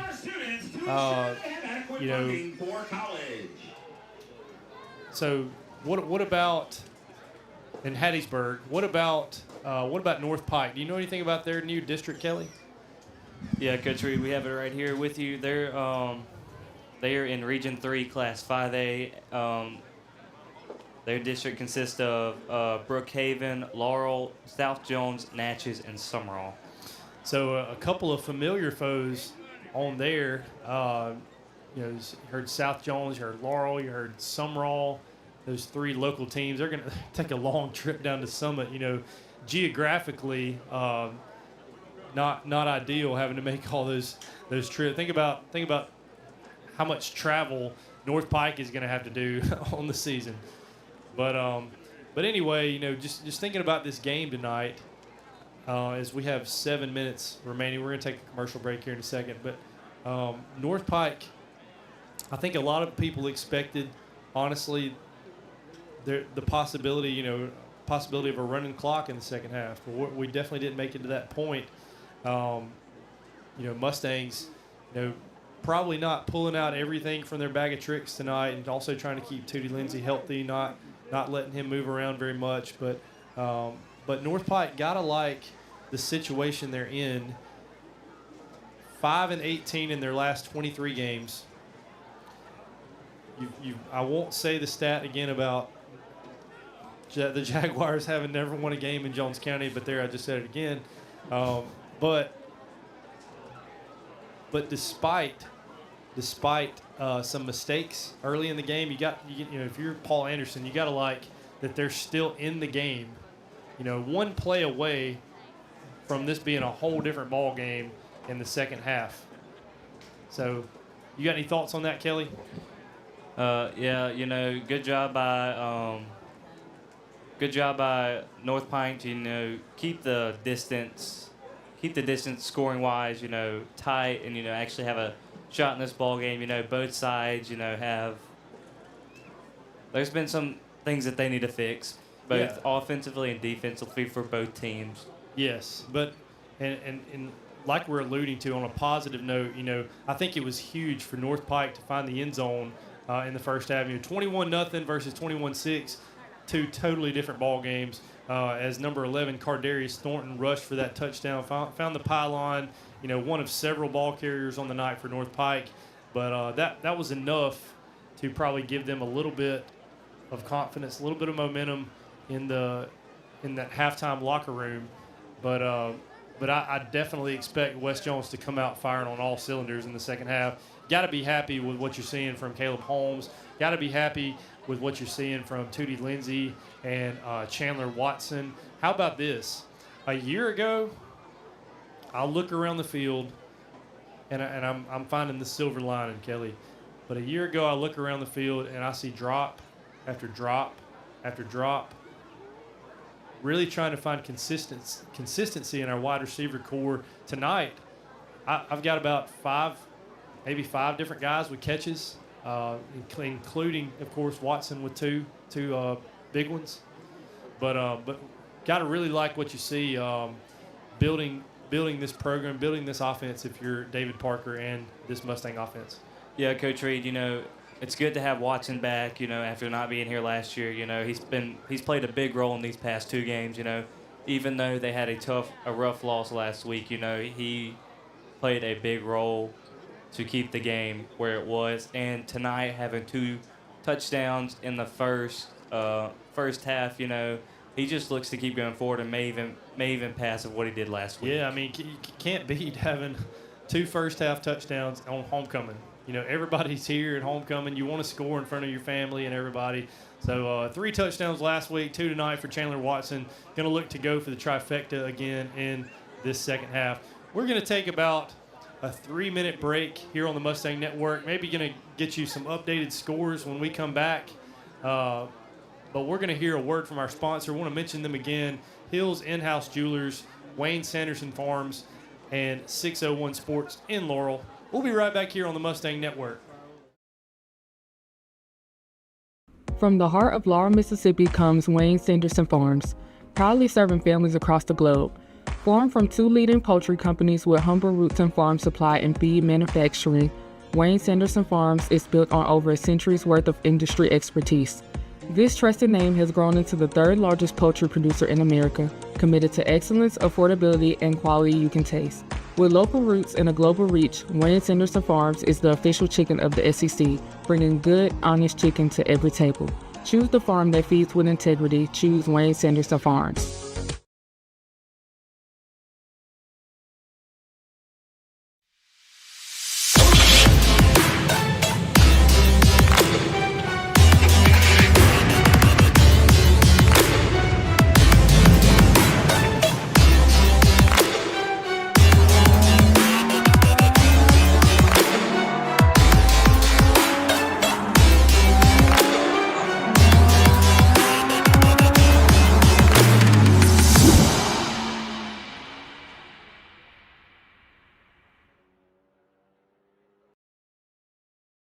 Whether you're in the woods, on the field, or just looking for everyday gear, 601 Sports in Laurel has you covered. From hunting essentials and top athletic equipment to stylish apparel and gift-worthy favorites, you'll find trusted brands like Costa, Yeti, Browning, Columbia, Under Armour, and many more. 601 Sports, Mississippi's hometown sporting goods store.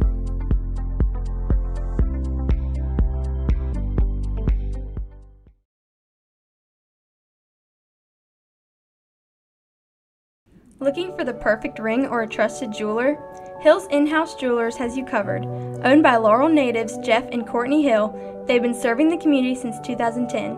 From engagement rings to fine jewelry, custom designs to expert repairs, every piece is crafted and cared for on-site, never mailed out. Discover the largest selection of bridal jewelry in Laurel, right here at 1104 Sawmill Road. Hills In-House Jewelers, all the sparkle, all in-house.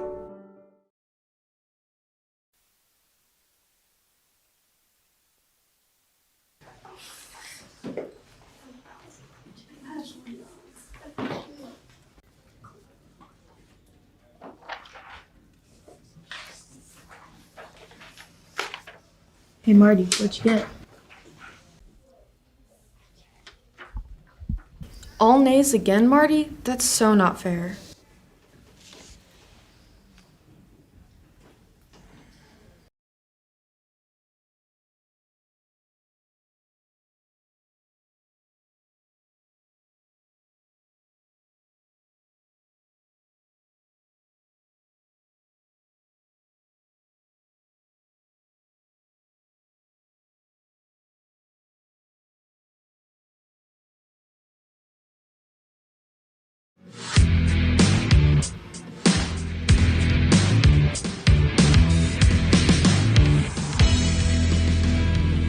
And welcome back to the Mustang Network.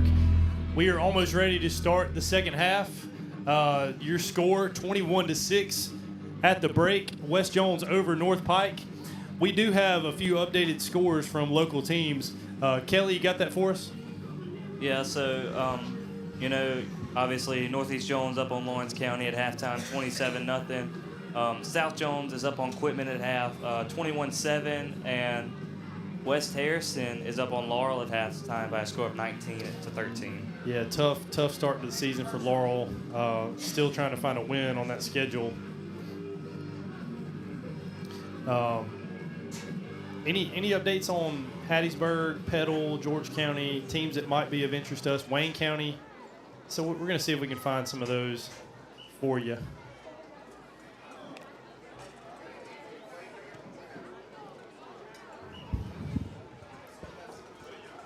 So you really hope, we alluded to this earlier in the game, you really hope that depth is going to take over for a big 6A school like West Jones. Not that North Pike is a small school, but you really hope that the second half Mustangs are going to kind of find their dominance and run away with things.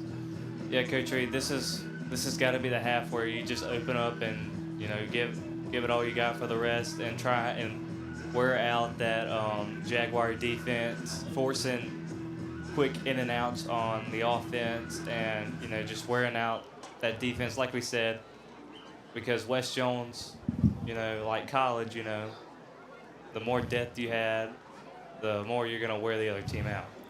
Another score update.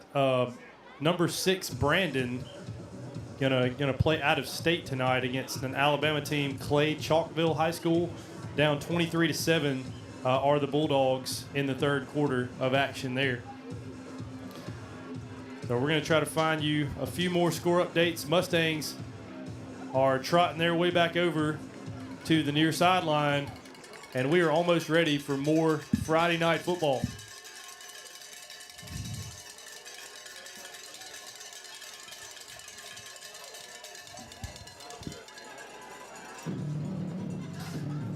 Also wanted to make sure you shout it out again. Congratulations to the entire West Jones homecoming court, especially the 2025 Queen, Aubrey Moore. No one more deserving than Aubrey and all that she has gone through in the past year, and her family. I just want to send them our well wishes and our prayers. North Pike Jaguars going to head on over to the visiting sideline. And if I remember right, West Jones going to receive here in the second half. Is that right? So North Pike will be set to kick things off. And I will mention this, Coach Reed, last time we'll mention this, the 0-7 record. But 2 of those losses have come right here at Mustang Stadium. And the last time that these two teams faced off was back in 2018, where the Mustangs took that one 37-0. And that would also be the same year that they went to state and fell short to West Point. Okay. That really hits home. I remember that. I think that was in the Rock, right? Yeah, that was in the Rock. That was Byron's days, huh? I think it may have been Byron's days. Yeah. So number 80, Brennan Stinson, is set to kick things off. Shout out to Josh Sullivan with another left-footed kicker on the field tonight. Looks like a Mustang going to return the ball to about the 35-yard line.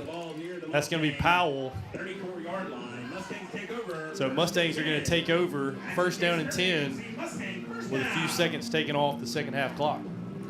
Yeah, Coach Reed, a bit of a sloppy first half for both. Both teams just trying to come out and have a better first half and play some more cleaner football.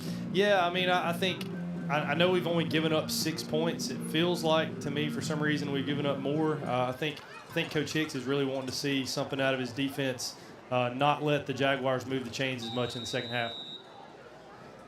But for now, the Mustang offense on the field. Holmes in the backfield with Lindsey. Parker Barefoot, Chandler Watson at the bottom of your screen. Powell at the top of the screen. Play action pass, and he's going to find Powell, who's going to try to make a man miss. Going to be tackled by a shoestring, but pickup of about 8 on first down. And if you're going to get 8 yards, I mean, we've seen this. North Pike in soft coverage all night long. Tootie finding the short little route, and if they're going to give us 8 yards on first down, we're going to take it every time. Yeah, and a good job by Powell to be able to stay on his feet and keep his feet moving. Holmes takes the handoff, bounces around up the middle, tries a stiff arm, going to have a first down carry, but a late flag going to come in from the official. So going to be a face mask. So add 15 yards to the end of that run. It looked like Holmes threw a stiff arm, and the Jaguar defender also threw a stiff arm, but defense can't do that. Yeah, you want to do it, but you can't. I did see a little bit of Holmes' mask go a little bit to the side, and it was pretty obvious from up here, Coach Reed. Yeah, so huge turn of events there. Already had a first down gain by Holmes, but tackle on 15. Just a little bit of lack of discipline from the Jaguars committing another penalty. So thought it was a play action pass, but Holmes does get the handoff. Ball pops out, but officials going to rule him down. Forward progress was stopped. I did hear whistles on the play. So pickup of about, as that pile clears, about 4 on the play. Going to bring up second down and 6. Yeah, Coach Reed, you hardly ever see Holmes fumble the football. He's always been known to take care of the football and do his job. He's strong. He's frustrated coming off the field right there. Frustrated he did give up the ball. But J.Z. Gray going to check into the backfield. Make it second down and 5 as Lindsey looks to the sideline. Coach Cody Wyndham calling in those signals. So J.Z. Gray fakes the handoff. Powell. And going to be a first down catch. Move the chains for Wes Jones. The most effective play of the night is just simple play action pass for both teams. Both teams finding success on it. Defenses have not been able to adjust so far. Yeah, Coach Reed, with those small passes, they're finding success in it, being able to get pressure off and just able to gain some yards out of it. So first down and 10. Ball spotted near the red zone. Gray going to get the handoff this time. Makes a man miss. Going to get inside the 10-yard line. Going to be another Mustang first down. 10-yard line. That's enough for another Chase Kerman Agency Mustang first down. Yeah, so the play action is set up just by the effectiveness of Holmes. Holmes makes that play happen. I know he's frustrated about the fumble a while ago, frustrated about coming out of the game, but his stats, his reputation make that play action happen. So Lindsey going to hand off to Gray, breaks a couple of tackles, and is going to get a short gain to about the 8 or 9 yard line. Mark it second down and goal from the 9. Yeah, Coach Reed, he was met with defenders in the backfield, but had a way to keep his feet moving and making something out of nothing there. Absolutely. So that Mustang offensive line going to have to get things going here if they're going to create some space for Gray. 2nd down and 9. Lindsey looks to pass, looks right. He's got Watson in the corner. Flag on the play, but that's going to be a touchdown for Chandler Watson. Can't throw a better ball than that. We'll see who the flag is on. There was I will say there was a bunch of hand movement in that corner over there, Coach Reed. So pass interference on somebody. It is going to be on the defense, so that touchdown will stand, but the ruling on the field is touchdown Mustang. So sorry for the anticlimactic moment there, but you couldn't have dropped the ball in better if you're Tootie Lindsey. Chandler Watson had single coverage on the sideline. Defender didn't get turned around. Watson managed to get, I think, NFL, he got two feet in, Kelly, as Cruz McKee's kick is going to be up and good. Do have a penalty on the play, but how about the hat trick? Shout out to Josh Sullivan again and the soccer team. Hat trick for Chandler Watson. Not that Chandler Watson plays soccer, but his 2nd game in a row with 3 touchdowns. Having a huge junior season is Watson. Yeah, Coach Reed. Having three touchdowns last weekend or last Friday night in Ellisville, and already having 3 tonight, and we are just in the starting the 3rd quarter pretty much. Yeah, so Watson making things happen for West Jones, really coming up big. Cruz McKee, his PAT is good with 8:15 remaining in the 3rd quarter of action. West Jones increases their lead 28-6. We'll be right back here on the Mustang Network.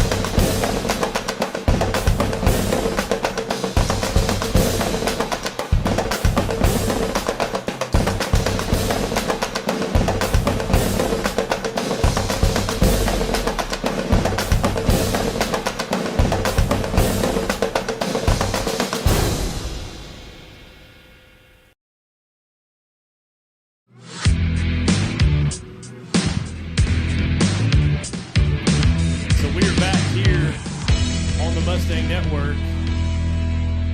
The visitors from North Pike with 6. West Jones Mustangs with 28. Tack on a 15-yard penalty on the prior play is going to let Brian Alvarez kick it off from the Jaguar 45-yard line.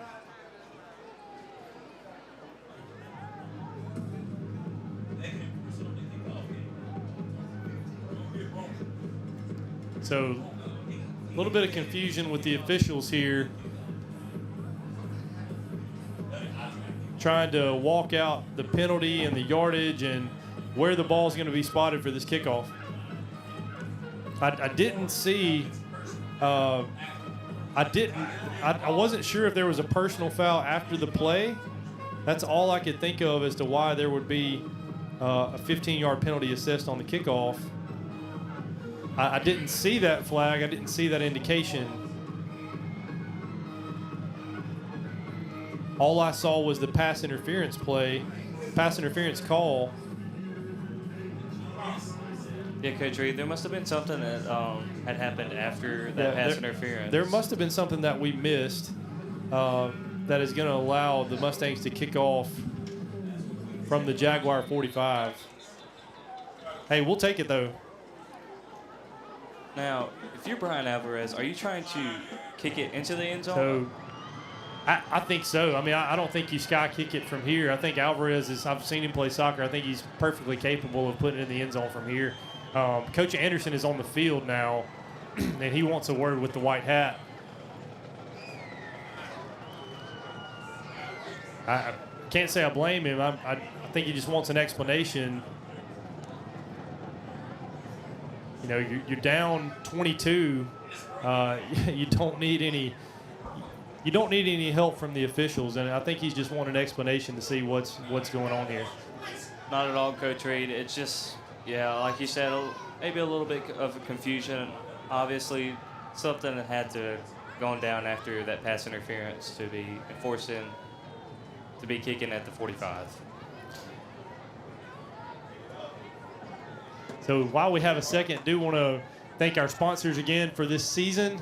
Tonight would not be possible without them. Guys, if you have not been to the new 601 Sports in Laurel, besides City Home Center, then you're really missing out. I mean, you know, if you want the big box sporting goods stores, you got to go out of town. But guess what? Laurel has its own version now, and it's just as good. 601 Sports, behind the new Corn Dog 7 in Laurel. Please go visit those guys. They're doing a great job over there. Really nice inside. They got all kinds of great brands that you'll like in there. So give those guys a visit at 601 Sports. Also, Hills Jewelers, located by McAllister's. Took my wife's wedding and engagement rings there to get cleaned a few weeks ago. They do a great job.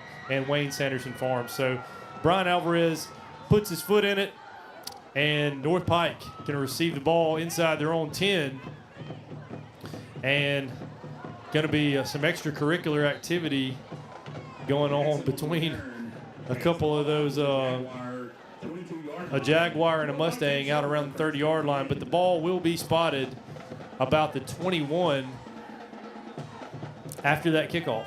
Yeah, Coach Reed. And also, I do want to give a shout-out to Parker Gillum from Enterprise Journal for, you know, making all this information to us. You know, we highly appreciate it. Yeah, like we mentioned before, like we don't, you know, we're almost 2 hours apart from Summit. We don't get to see those guys play. To enhance our broadcast, we reached out and got some information from Parker over at the Enterprise Journal. So thanks to him for giving us some information that we're using on the broadcast tonight about the Jaguars. So Washington going to take the snap, hands it off, or does he? Ball's on the ground, but they're gonna rule it dead. It looked like Sawyer Shell's got might have made that sack there. Yeah, we called Sawyer Shell's name for a sack. Well, we didn't call his name. We didn't have a broadcast last week, but in Ellisville, saw him get a sack. You know, he's a guy that I think Coach Hicks is really wanting to step up, and you really want to see a guy his size and strength in the backfield more. He's the strongest guy in the weight room for the Mustangs. You really want to see that translate onto the field. So, little trickery for the Jaguars. Little reverse action for North Pike. Trayshawn White, the receiver, going to receive the handoff, and he's going to pick up about, 5 on the play? 3rd down and 10. Man, what a way by Dante Sands to get back there and, you know, attempt to get at it. You know, he almost got him, but also missing a couple tackles to, you know, gain a little bit more yardage than he probably would have. Yeah, Sands, a junior defensive end, 6'1", 200 pounds, really having a nice junior season. So Washington going to be taken down for a short gain. It won't be a sack. He did manage to get back to the line of scrimmage, but it will bring up a Jaguar punt and a 4th down. Yeah, Coach Reed, that defensive line for Mustangs is looking really good right now, Coach Reed. Yeah, I mean, last week, they got to a situation where, I hate to keep beating a dead horse, no pun intended, but they got to a situation last week where they kind of ran out of gas and late in the game, just struggled to kind of catch their breath, and it's refreshing to see them respond like this in the next game. So the punt by Brennan Stinson is going to be a good one. It is a low one, but takes a Jaguar bounce. Going to get back the Mustangs up inside their own 35. So 6:03 left here in the third quarter. It is homecoming, Mustang Stadium. And this is a Friday night in the fall like it should be. You got football. You got the weather hopefully starting to turn a little cooler. You got the leaves hopefully starting to turn pretty quick. You got a great crowd. You got cowbells. You know, shout out to Hell State. But a lot of great college games tomorrow. Speaking of, by the way, you got Alabama and Georgia tomorrow. A lot of great football action this weekend. We're going to try to get you some more Friday night lights, score updates here in a second from Kelly as we move through the second half. But as we have this timeout, you know, we talked about the game that Chandler Watson's having. 3 touchdown catches last week, 3 touchdown catches tonight. Eventually, teams are going to have to double him. And I think you're going to see a situation later on in the season when teams start figuring that out, that they got to pay him more attention. You're going to see more catches from Parker Barefoot, from Braden Powell, from Jones, you know, from Caleb Holmes, from Jay-Z Gray. These guys are going to get more involved because of the season that Watson's having. Yeah, and, you know, we hadn't mentioned this before, but there are a lot of new faces on the field this year than there were last year. Absolutely. So as Lindsey hands off to Holmes, he's going to be dragged down, but not before a nice first down gain of about 6 yards. Coach Reed, I do have a score right here for us. Okay, go ahead. Petal and Gulfport are tied right now in the third quarter at 10 apiece. Still looking for that Hattiesburg score. Who's Hattiesburg got tonight? We're gonna look for that. We're gonna find out who Wayne County and Hattiesburg have tonight. So that's Ryder Walters in motion. Holmes gets another handoff. He's gonna be brought down by Jacoby Barnes. Gain of about 2 on the play. Gonna bring up third down and short. Brings up a Mustang third down. Third down sponsored by Pasquale. So you hear the Mustang Pride marching band in the background getting fired up on third down.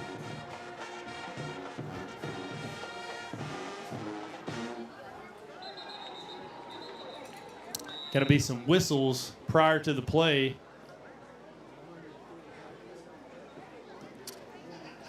And play clock getting reset here in Mustang Stadium.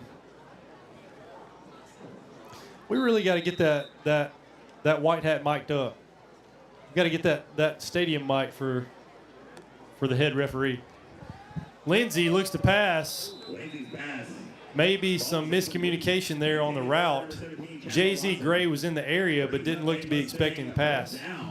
Yeah, it looked like more of Watson expecting the pass. You know, looked like a little bit of confusion. Hattiesburg has Biloxi. Oh, Hattiesburg with Biloxi tonight. So 7A school on the coast for Hattiesburg. And I will say, if you did Hattiesburg and Oak Grove game last night, or sorry, not last night, last Friday night. Yeah, it was ugly. Yeah, so Oak Grove got him pretty good, huh? 42-7, I believe. Yeah. So Leo Stinson gets off a nice punt, turns over, going to be fielded, surprisingly fielded at the 30-yard line. But a nice tackle on the play by number 36, Brock Landrum. So really good open field tackle. I was a little surprised I didn't see a fair catch by North Pike. Kind of a dangerous thing. You know, you alluded to that early in the broadcast with our notes about their special teams play, receiving kicks, that kind of thing. To me, that's a situation where you've got to just take the ball, take a fair catch.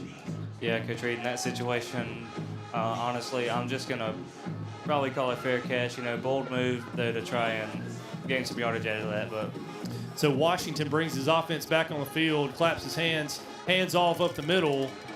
A couple of West Jones Mustangs are going to bring him down for a short gain. Looks like Sawyer Showles and Trayvon Moffman. So right in the meat of that Mustang defense is where North Pike tried to run, but gain of about 2 on the play. Yeah, Coach Reed. Obviously, you know, Sawyer Showles is a big guy and wouldn't really want to be running it that way. So handoff, going to try to bounce to the outside is Demarius Smith. He's going to be brought down.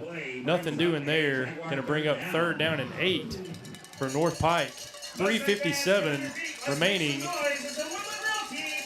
in week 4 of this high school football season for West Jones. Yeah, you got to be excited that football is back. And so North Pike going to try to convert here on 3rd down. Flag on the play, but it's not going to matter. West Jones going to stuff him. I think this penalty is going to go against the Jaguars for holding. That is the indication. Mustang's going to decline the penalty, and special teams going to come out for North Pike. Yeah, Coach Reed, the momentum is just shifting for the Mustangs right now, you know. You know, we talked about the depth. You know, we talked about West Jones running a lot of guys in and out. And that second unit for West Jones is better than a lot of teams' first unit, to be honest. So that's Brennan Stinson back to punt. And punt's going to be blocked by Sawyer Showles, but there's going to be some movement up front. False start by North Pike. It's going to back him up 5 yards. Yeah, great job by Sawyer Showles to be there. You know, Sawyer Showles, you know, the car he got in today, like I picked on him. He was driving a smart car today, and I was like, dude, there's no way you fit in that car as big of a man as you are. And he proved it to me. I saw him sit down in it, but he's going to wish that he could have really blocked that punt. So North Pike gets off a wobbly punt in the direction of Powell. He's just going to let it bounce. And West Jones is going to take over at their own 36. 2:49 left in the 3rd quarter of action here on homecoming. 28-6, West Jones. We're going to be right back here on the Mustang Network. Whether you're in the woods, on the field, or just looking for everyday gear, 601 Sports in Laurel has you covered. From hunting essentials and top athletic equipment to stylish apparel and gift-worthy favorites, you'll find trusted brands like Costa, Yeti, Browning, Columbia, Under Armour, and many more. 601 Sports, Mississippi's hometown sporting goods store.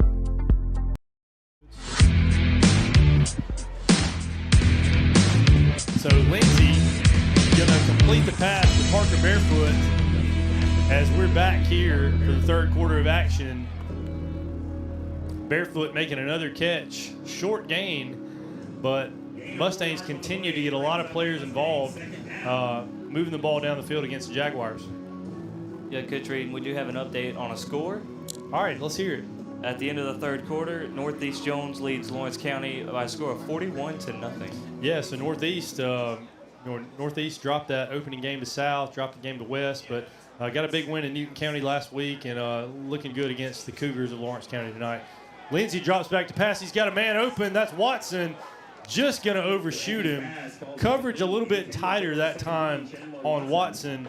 Covered by number 30, LeGreg Crossley.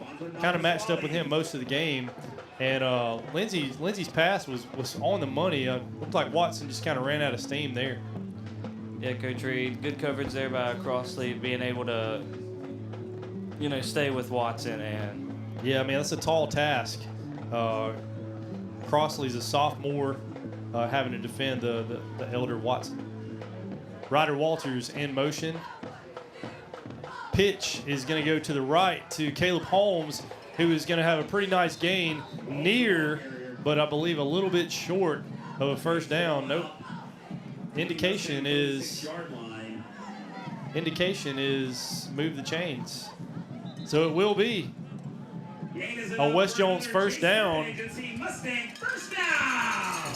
Seen a lot of handoffs tonight. Hadn't seen a lot of pitches to the outside, and that's what we got there with Lindsey to Holmes. Yeah, just what a good job to be able to read that. So under 2 minutes remaining in the third quarter, 1st and 10, fresh set of downs. Mustangs at their own 46-yard line. Lindsey looks to his left, now looks to his right. Coverage is pretty tight again by Crossley as Lindsey's pass was intended for Watson.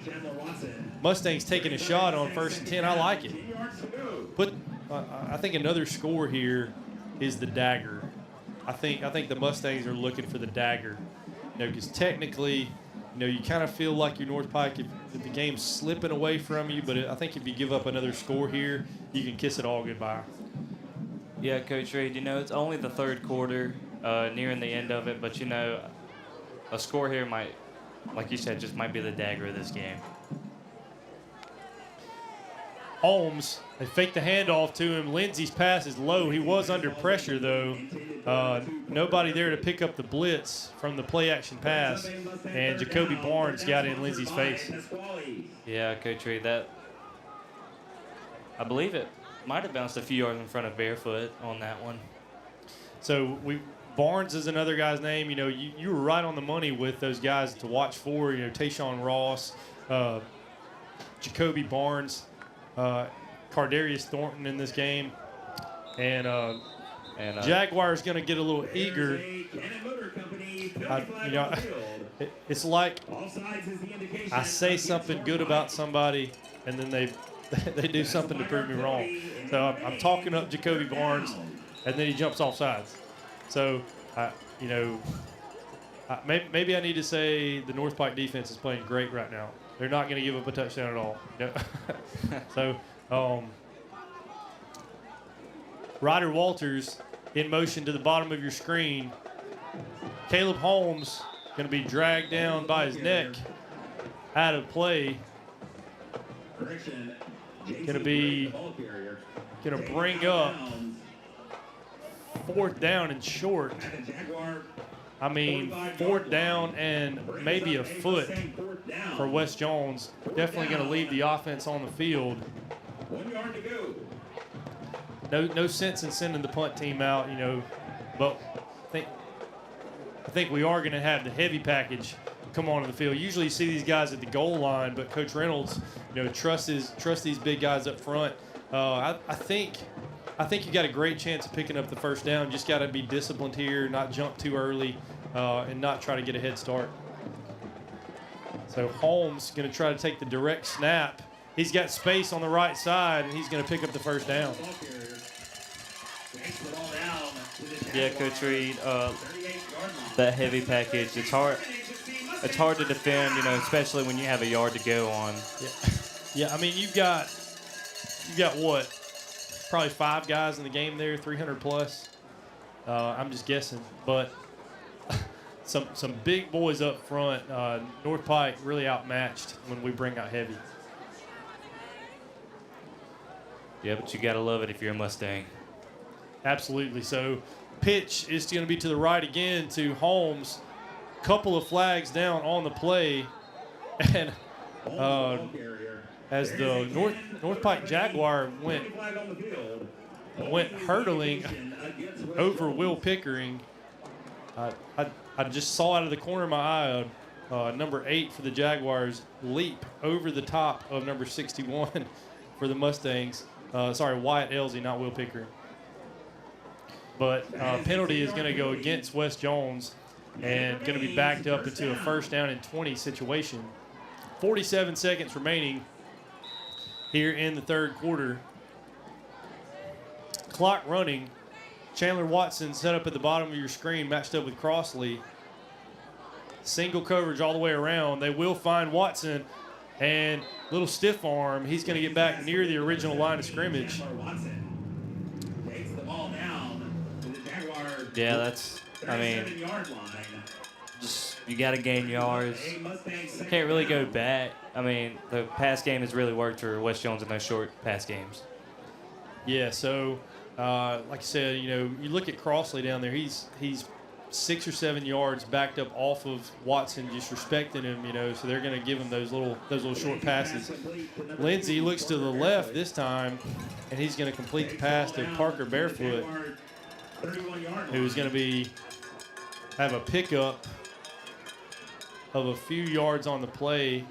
Brings up third down and about 4. So Barefoot, Powell, Watson, Gray. Saw Jones make a catch. Holmes has caught a couple of balls out of the backfield. Lindsey really having a nice game as the third quarter comes to a close. Our score here on homecoming in Mustang Stadium, North Pike Jaguars 6, your Mustangs 28. We're going to take a short break. We'll be right back here on the Mustang Network.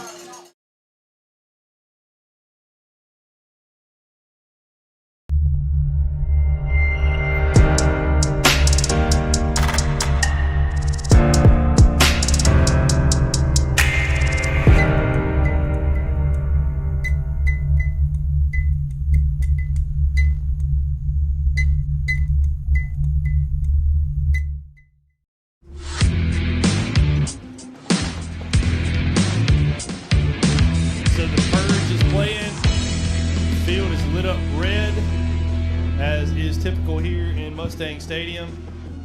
Mustangs lead by 22 with 12 minutes remaining. Kelly, you got any more score updates?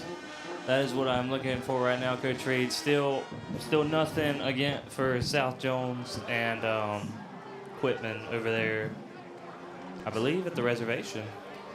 Yeah, homecoming for South Jones tonight. Homecoming here, I believe, Northeast, maybe with homecoming next week. So Jones County Schools getting that over a little bit earlier in the season this year.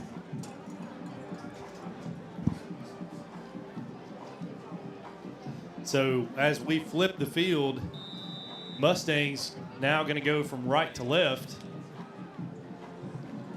That's Braden Powell lined up in single coverage at the top of the screen.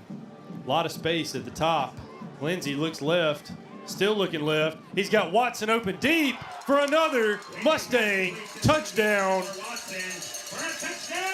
Make it 4 touchdowns on the night for Chandler Watson.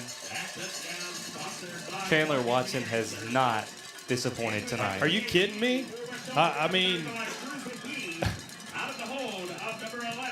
unreal performance. I mean, I want some of whatever he's having. Whatever he's eating for breakfast in the morning, we gotta pass that out to some of our other players. McKee's PAT is good, and after Watson's touchdown grab, we were at 35-6. We're gonna keep it right here. Kelly, at some point, if I'm the defensive coordinator for North Pike, I'm gonna have to let somebody else other than Watson beat me. I'm going to have to double. I'm going to have to find a way to double Chandler Watson and let Jay-Z Gray beat me. Let Parker Barefoot beat me. Let Braden Powell beat me. At this point, Watson's proven that you can't cover him 1v1. Yeah, Coach Reed, the game he had last Friday night at the reservation and the game he's having tonight, like you said, they're going to have to find ways to not let him score and not let him get the receptions that he's been having. Yeah, I mean, we haven't seen this type of wide receiver performance from a West Jones player in a little bit. 7 touchdown catches in 2 weeks. Are you kidding? I mean, West Jones known for the running game, but really showing out the past couple of weeks in the air. Kick is going to be received at about the 18-yard line and going to be clotheslined, but picks up a couple more yards. That was Caden Jackson bringing the ball up near the 30-yard line for the Jaguars. Thanks so much for watching our broadcast consistently tonight. Over almost 250 people watching consistently tonight on our YouTube broadcast. To be fair, we've been sitting at about 700 or 800 per game, but but like I said, it's homecoming. Everybody's here. So really appreciate you supporting the Mustang Network. Make sure to like and subscribe to our channel. Now over 1,000 followers. That would really help us out to support our students who work so hard in our broadcasting class. So 2 wide receivers at the bottom of your screen for North Pike. Handoff is going to go up the middle, bounces off a tackler. That's Cardarius Thornton. All right, Coach Reed, we do have an update on the Hattiesburg score. At halftime, Hattiesburg is leading Biloxi 9-6. So 9-6. Where's that game at? I believe it's down in Hattiesburg. So Hattiesburg hosting the Indians of Biloxi, leading that one by 3. We'll try to find you a few more score updates as we close out the last 11 minutes of this one. Handoff is to the left side. Demarius Smith has got a little space, and he's going to pick up a North Pike first down. Taken out of bounds. Around the Jaguar 45-yard line. So Jaguars still managing to move the chains. Having success on the ground. But like you said, without a true quarterback, I'm not sure the receiver talent is quite there. I'm not sure the quarterback arm is quite there to have success in the passing game, but definitely some success on the ground for North Pike. So ball is out. Looks like Mustangs might be on it. Let's see what the indication is. And North Pike did manage to recover. Had a couple of Mustangs on the pile. Ball managed to squeak out. Santonio Washington, the quarterback, fell on it for North Pike. Yeah, Coach Reed, like you said, most of these guys are playing both sides of the ball. And, without a true quarterback, Washington being a receiver last year, he hadn't developed that arm strength, and, he just had to stick to the run game. Washington does take the snap. It's going to be a handoff to the left side. Barnes, another first down on the ground for Barnes as North Pike finding something they like to the left side of the field.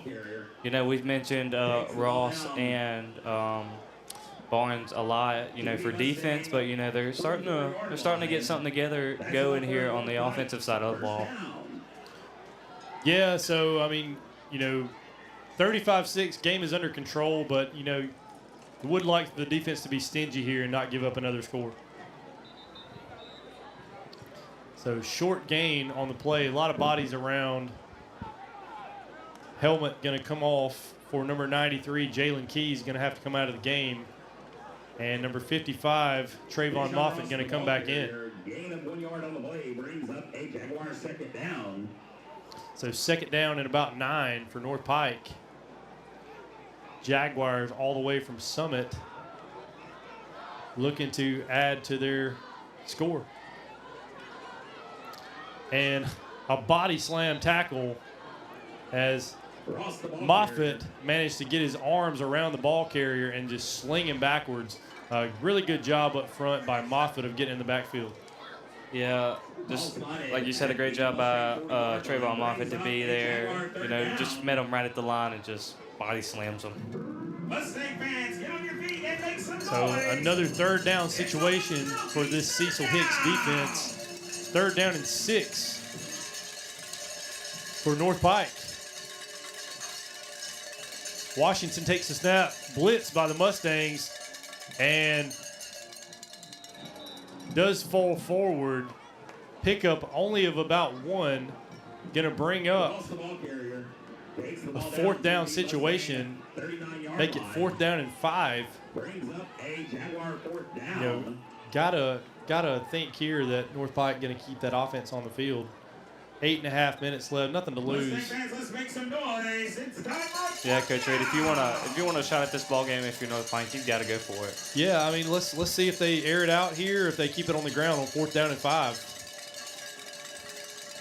So play action pass. He's got a man open, and just couldn't hang on.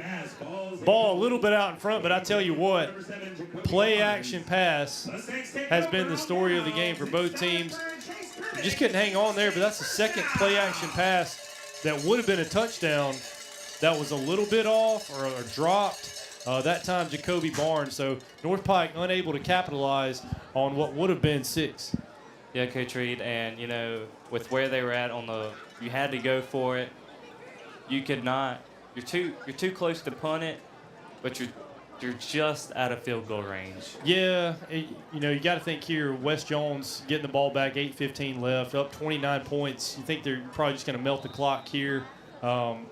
I don't know. Maybe take out a little frustration from a loss last week. Maybe try to get another score, but they do pitch it here to Jay-Z Gray. He's got space on the left side, cuts back up the middle, and he's going to be at the first down marker. Play finally blown dead. Helmet going to come off. North Pike trying to claim they have the ball, but play had already been, his forward progress had already been stopped. So we'll have to see where they spot it. Looks from my angle that it should be a first down, but ball is right at the 48-yard line. At the Mustang 48. That brings up a Mustang second down. My eyes might be playing tricks on me. Why is that not a first down? It looks like the ball is over the... Must be just short. So 7:51 remaining. They're lined up offsides. North Pike is. No flags are on the play. My vantage point looked like the Jaguars are lined up in the neutral zone. No penalty flags, but doesn't matter. It is going to be a first down carry for West Jones. Yeah, just lined up offside, but able to bust through that line and get what they needed. So Mustangs, with a lot of first-string players still on the field, do have Holmes out of the game as Lindsey fumbles. Little bad exchange there between Lindsey and Gray. That's where these kind of reps are valuable. You get Holmes, you're able to get Holmes out of the game, get Gray some more reps, and even little mistakes like that, that are going to allow Lindsey and Gray to develop a little more of a connection on their handoff. Lindsey really fortunate to fall back on that one. Yeah. No turnovers, right? No turnovers tonight. Don't think either team is committed a turnover. Yeah, looked like a little bit of confusion back there in the backfield. So Gray gets the handoff again. Not a lot going. Gets back to the original line of scrimmage. Spotted at the 45-yard line. Going to be third down and 10. We'll see with 6.5 minutes remaining. You would think, you don't have to pick it all up on this play. If you could just get into fourth and manageable. I doubt the Mustangs are wanting to punt the ball here in this area of the field. Ryder Walters in motion again as Lindsey looks to his right. He's pressured and almost intercepted. Dangerous pass, but Lindsey, some of the first pressure that we've seen him under tonight, that is going to bring up fourth down and 10, and the punt team. Mustangs unable to get just a few yards there to bring it into fourth and manageable. Yeah, Coach Reed, just like you said, dangerous pass, but you just got to hope that Leo Stinson can punt them deep, far back into their own territory. Yeah, so Stinson, I like watching him punt. He puts it up there high in the air, turns it over. It's a pretty spiral. Not his best week last week, but hoping to bounce back. He's had a lot better game tonight with the couple of times we've seen him out there. Yeah. And so another booming punt for Leo Stinson, fielded for some reason on the run, trying to make a shoestring catch and put that one on the ground. But he did manage to fall on it, and that's going to bring out the Mustang defense. you know, if it's me there, I know, you know, the rule is in football, the unwritten rule is if you're a coach, you tell your punt returner don't field the ball inside your own 10. I think he was about the 12 or so when he fielded it, but the thing was he just wasn't quite under the ball and had to try to catch it on the run. Yeah, and, you know, speaking on Stinson, you know, he had that probably his best game of the year against Northeast a few weeks back. Yeah, so, you know, you don't want to – you hope your punter is never in the center of attention because you really – I mean, you don't want to be punting a lot. but as the season goes on, there are going to be times that you've got to count on him. And Stinson has been a guy. We had him in the studio a few weeks ago on an interview on the coach's show, and just a well-mannered young man who understands his role. And coming off the baseball team, and he loves being a Mustang, and he's going to have a great rest of his season. Yeah, you can. But I wouldn't mind if he had to punt a little less. So that means the Mustangs are moving the ball and scoring points. Yeah, but you also, when you're not scoring points, you got to rely on your punters to pin them back deep. And yeah, so beautiful punt there by Stinson. Jaguars going to take over inside their own 15-yard line. 6:01 remaining as the Mustangs lead by 29. Ball carrier for North Pike is going to be Cardarius Thornton, and he's going to be held up by about 4 Mustang defenders. May have looked like Sawyer Shaw's got a little bit on that one too. I mean, he's been everywhere tonight. Yeah, Sawyer Shaw's over there. Van Fossen's over there. I think Harrison Pierce made his way over there. Maybe Luke Everwine. That whole right side of the Mustang defense.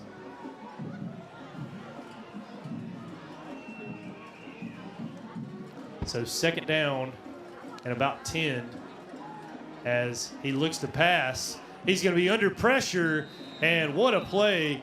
Coming off the edge, sacked by Dante Sands. Actually going to be thrown forward for about a 1 or 2 yard gain. So don't call it a sack, but a really nice job of getting in the backfield and not letting that Jaguar quarterback have time to throw. 3rd down and 8 upcoming. Under 5 minutes remaining in the 4th quarter of play. Washington going to fake the pass, tries to run it himself, and he's going to be stopped short. Like 4th down and about 1, Kelly. If you want a shot in this ball game, you got to go for it. Yeah, I mean, I think time is up as far as being able to get back into the game. 4.5 minutes left, and you're down by 4 scores. But Jaguars going to leave the offense on the field, and I don't know. Official on the sideline is going to signal to move the chains, 1st down. But forward progress was held up. Wes Jones stood tall right there, but a short gain is going to move the sticks for the Jaguars. Yeah, you know, like you said, not a lot of time to crawl back into this ball game. Under 4 minutes remaining. You see Jay-Z Gray playing both ways. He's down here continuing to play corner at the bottom of your screen. Washington going to try to air it out, and he's going to be sacked. That's Trip Van Vossen coming off the backside. And if you're the Jaguars, you never want to see the blind side unprotected, and Trip Van Vossen just beat that left tackle and got to Washington. Yeah, good way to, you know, possibly, you know, spin around your defender and able to get in the backfield and sack Washington. So Trip Van Vossen having himself a nice game. Senior defensive end, 6'2", 225. He's played an important role this year for the Mustangs. Yeah, that Mustang defensive line is it's got some guys there that can play. Got some good bodies there. So as play action pass, and looks like the catch is going to be made in traffic. Going to be about 5 yards short of the 1st down.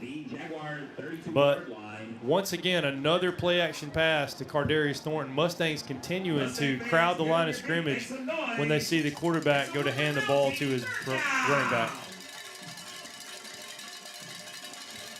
3rd down and 4, as we are almost at 2 minutes. And big tackle there by number 93, Jalen Keys. Keys, a big body on that defensive line. The interior of that defensive line, you got Sawyer Shouse, Trayvon Moffitt rotating in and out with Jalen Keys. Yeah, just a very powerful defensive line for the Mustangs this year. Very hard to stop. Yeah, he's listed as a 9th grader, by the way. Number 93, a freshman at 5'11", 285. I'm going to say 285 is a low ball estimate.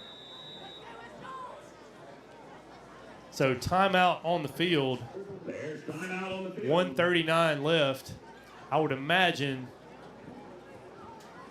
on 4th down and 4, Jaguars with nothing to lose. I mean, why not? I mean, I would imagine if West gets the ball back, probably just going to kill the clock anyway. So got nothing to lose.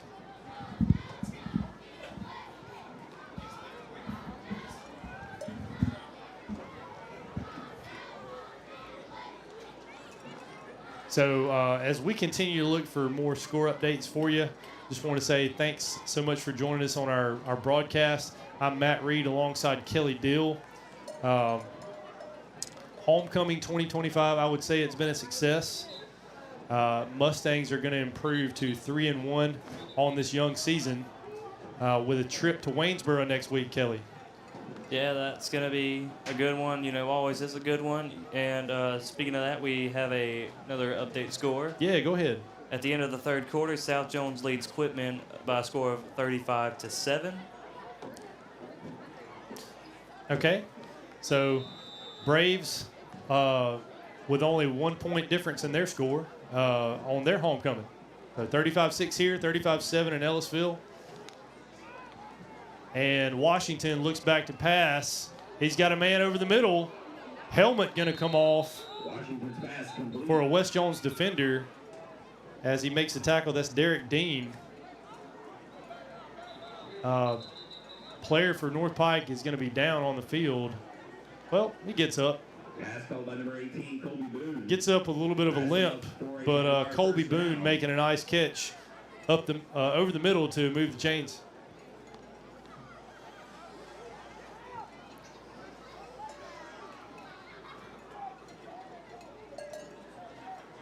As a reminder, your Mustangs return to action next Friday night. So a few, like we said earlier, you know, a few weeks of road games for West Jones. Trips to Waynesboro, trips to Petal, a trip to Loosedale upcoming.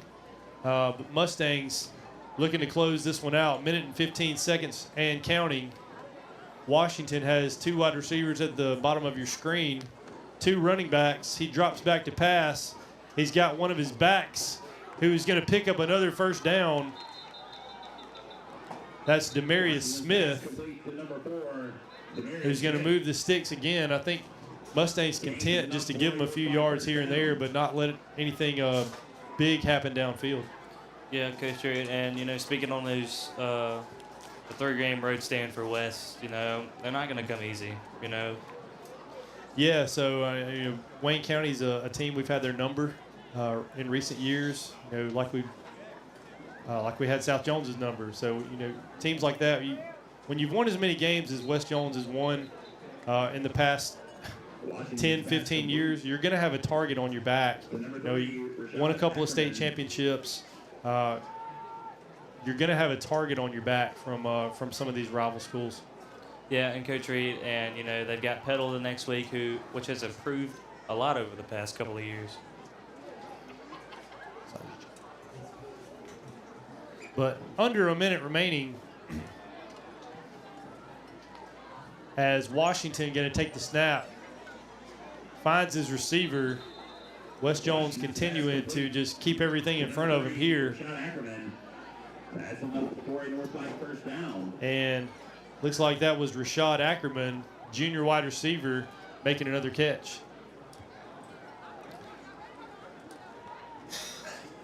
Jaguars not going to appear to take a timeout.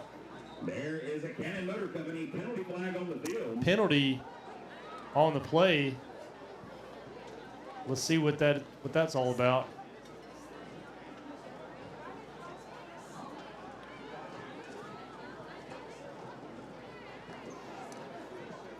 Not sure exactly. Official on the visitor sideline having a talk with Coach Anderson. 35 seconds exactly remaining on the clock. Do want to say another shout out to our sponsors, Hills In-House Jewelers, WAYNE-SANDERSON Farms, and 601 Sports in Laurel. WAYNE-SANDERSON, the official chicken of the SEC. Speaking of SEC, looking forward to a good Saturday of football tomorrow. I will be in Sartville. I'm looking forward to going to see the Bulldogs take on Northern Illinois. And Ole Miss is at home against Tulane. Southern Miss, who they got? They are on the road in Ruston against La Tech. So La Tech coming up for Southern Miss. Yeah. So this is going to be one of those stats that probably doesn't matter, but I saw where per state, as far as like Division I schools, the state of Mississippi has the best winning record, the best winning percentage so far in through 3 weeks of college football. Ole Miss and Mississippi State sitting at 3-0, Southern Miss sitting at 2-1.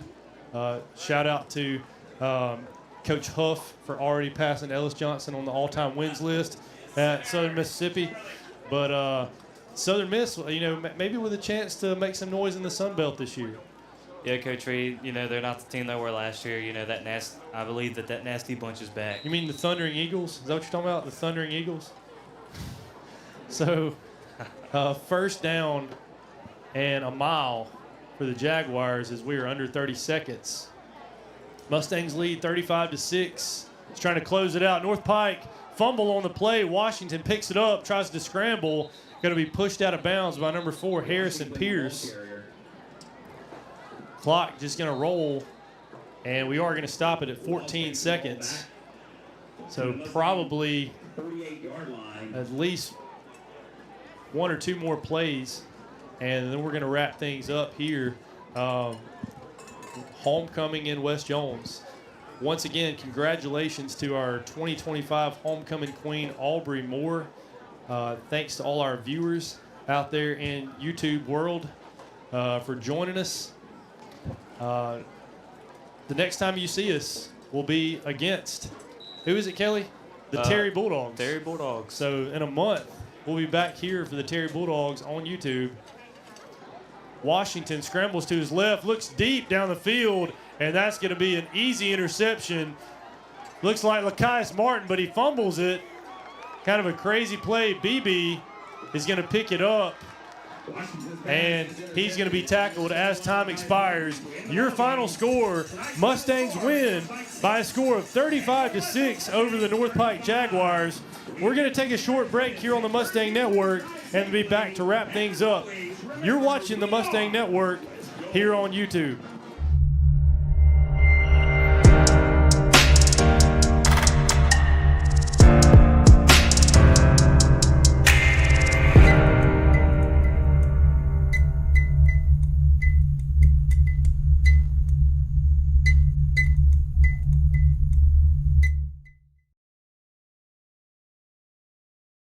After careful consideration, I've decided to take my sponsorship talent to the SEC. Nope. Sorry, this would have been a lot cooler if I could actually put this hat on my head. Sanderson Farms, official chicken of the SEC. 601 Sports is now open for business in Laurel. At Mississippi's hometown sporting goods store, you'll find everything from hunting gear and athletic equipment to apparel and gifts. Come visit us today at 2139 Highway 15 North in Laurel. 601 Sports, we're a family business that's proud to serve Mississippi. Looking for the perfect ring or a trusted jeweler? Hills In-House Jewelers has you covered. Owned by Laurel natives Jeff and Courtney Hill, They've been serving the community since 2010. From engagement rings to fine jewelry, custom designs to expert repairs, every piece is crafted and cared for on site, never mailed out. Discover the largest selection of bridal jewelry in Laurel, right here at 1104 Sawmill Road. Hills In-House Jewelers, all the sparkle, all in-house.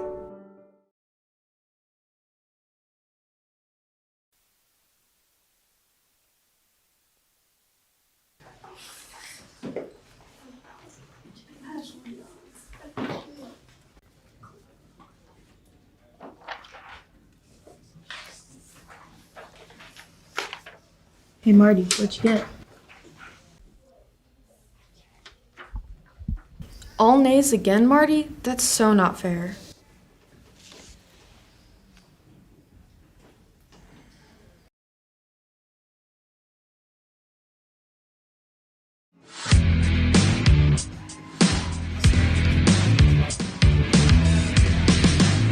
Your final in Mustang Stadium, 35-6, as West Jones gets the win to improve to 3-1 on the season over the winless North Pike Jaguars.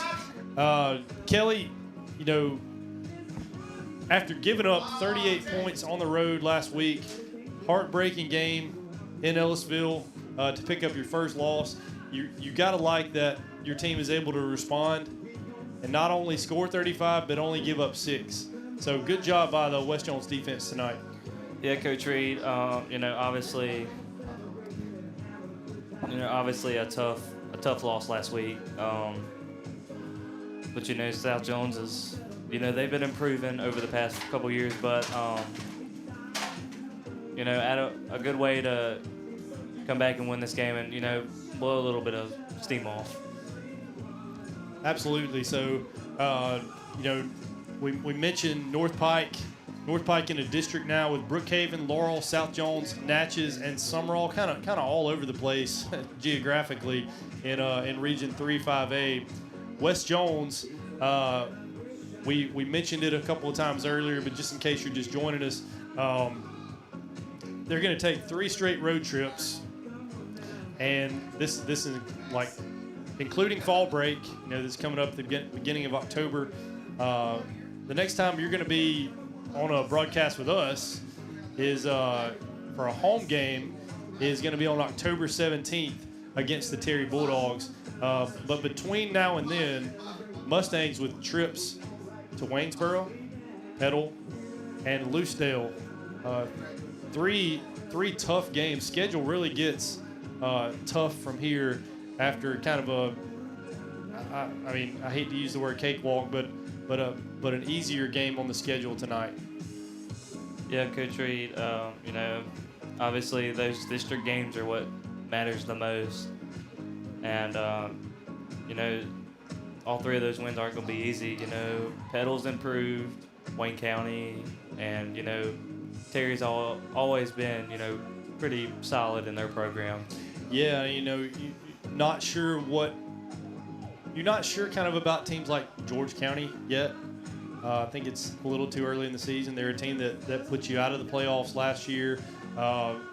Graduated some guys like everybody does, but not everybody graduates a 5-star quarterback. George County, kind of getting ran off the field by South Jones a couple of weeks ago. So that'll be an interesting one in a few weeks as we get into district play. But definitely, player of the game, it's got to be Chandler Watson. 4 touchdown catches tonight, 3 last week. 7 touchdown catches. Tootie Lindsay has found his target. He's found his guy. And it's going to be interesting to me from a football perspective if opposing defenses are going to start adjusting to that. Yeah, Chandler Watson he's been unstoppable these past couple of weeks. And, obviously just picking up where he left off in last week and, actually, getting more touchdowns tonight than he did last week. And, just looking to build and, keep gaining where he's left off. And, obviously it's going to be harder for teams to figure out that. Yeah. And, once like once they figure it out, they're probably going to try and, move some defenders around, like maybe double team them. Right. Well, and another thing we haven't even mentioned is as we kind of wrap things up here in Mustang Stadium, Mustangs win 35-6 over North Pike. Tootie is able to. It's a team game. Tootie's able to stand in the pocket and put those passes on the money because of the big boys up front tonight, giving him time to throw. Last night, giving him time to throw the ball. That's Bill Cooley, Savion Keys, Will Pickering, Wyatt Elsie, C.J. Broyles. All of these guys doing their jobs. It takes everybody. Coach Reynolds is kind of taking a phrase from Bill Belichick, do your job, and that's what those big boys up front are doing. Don't get a lot of recognition, but certainly allowing Chandler Watson to have that type of success. So, but as we wrap things up here in Mustang Stadium, I'm Matt Reed alongside Kelly Dill. Thanks so much again for joining us on our broadcast, brought to you by Hills In-House Jewelers, WAYNE-SANDERSON Farms, and 601 Sports in Laurel. We will see you back here on our YouTube broadcast on October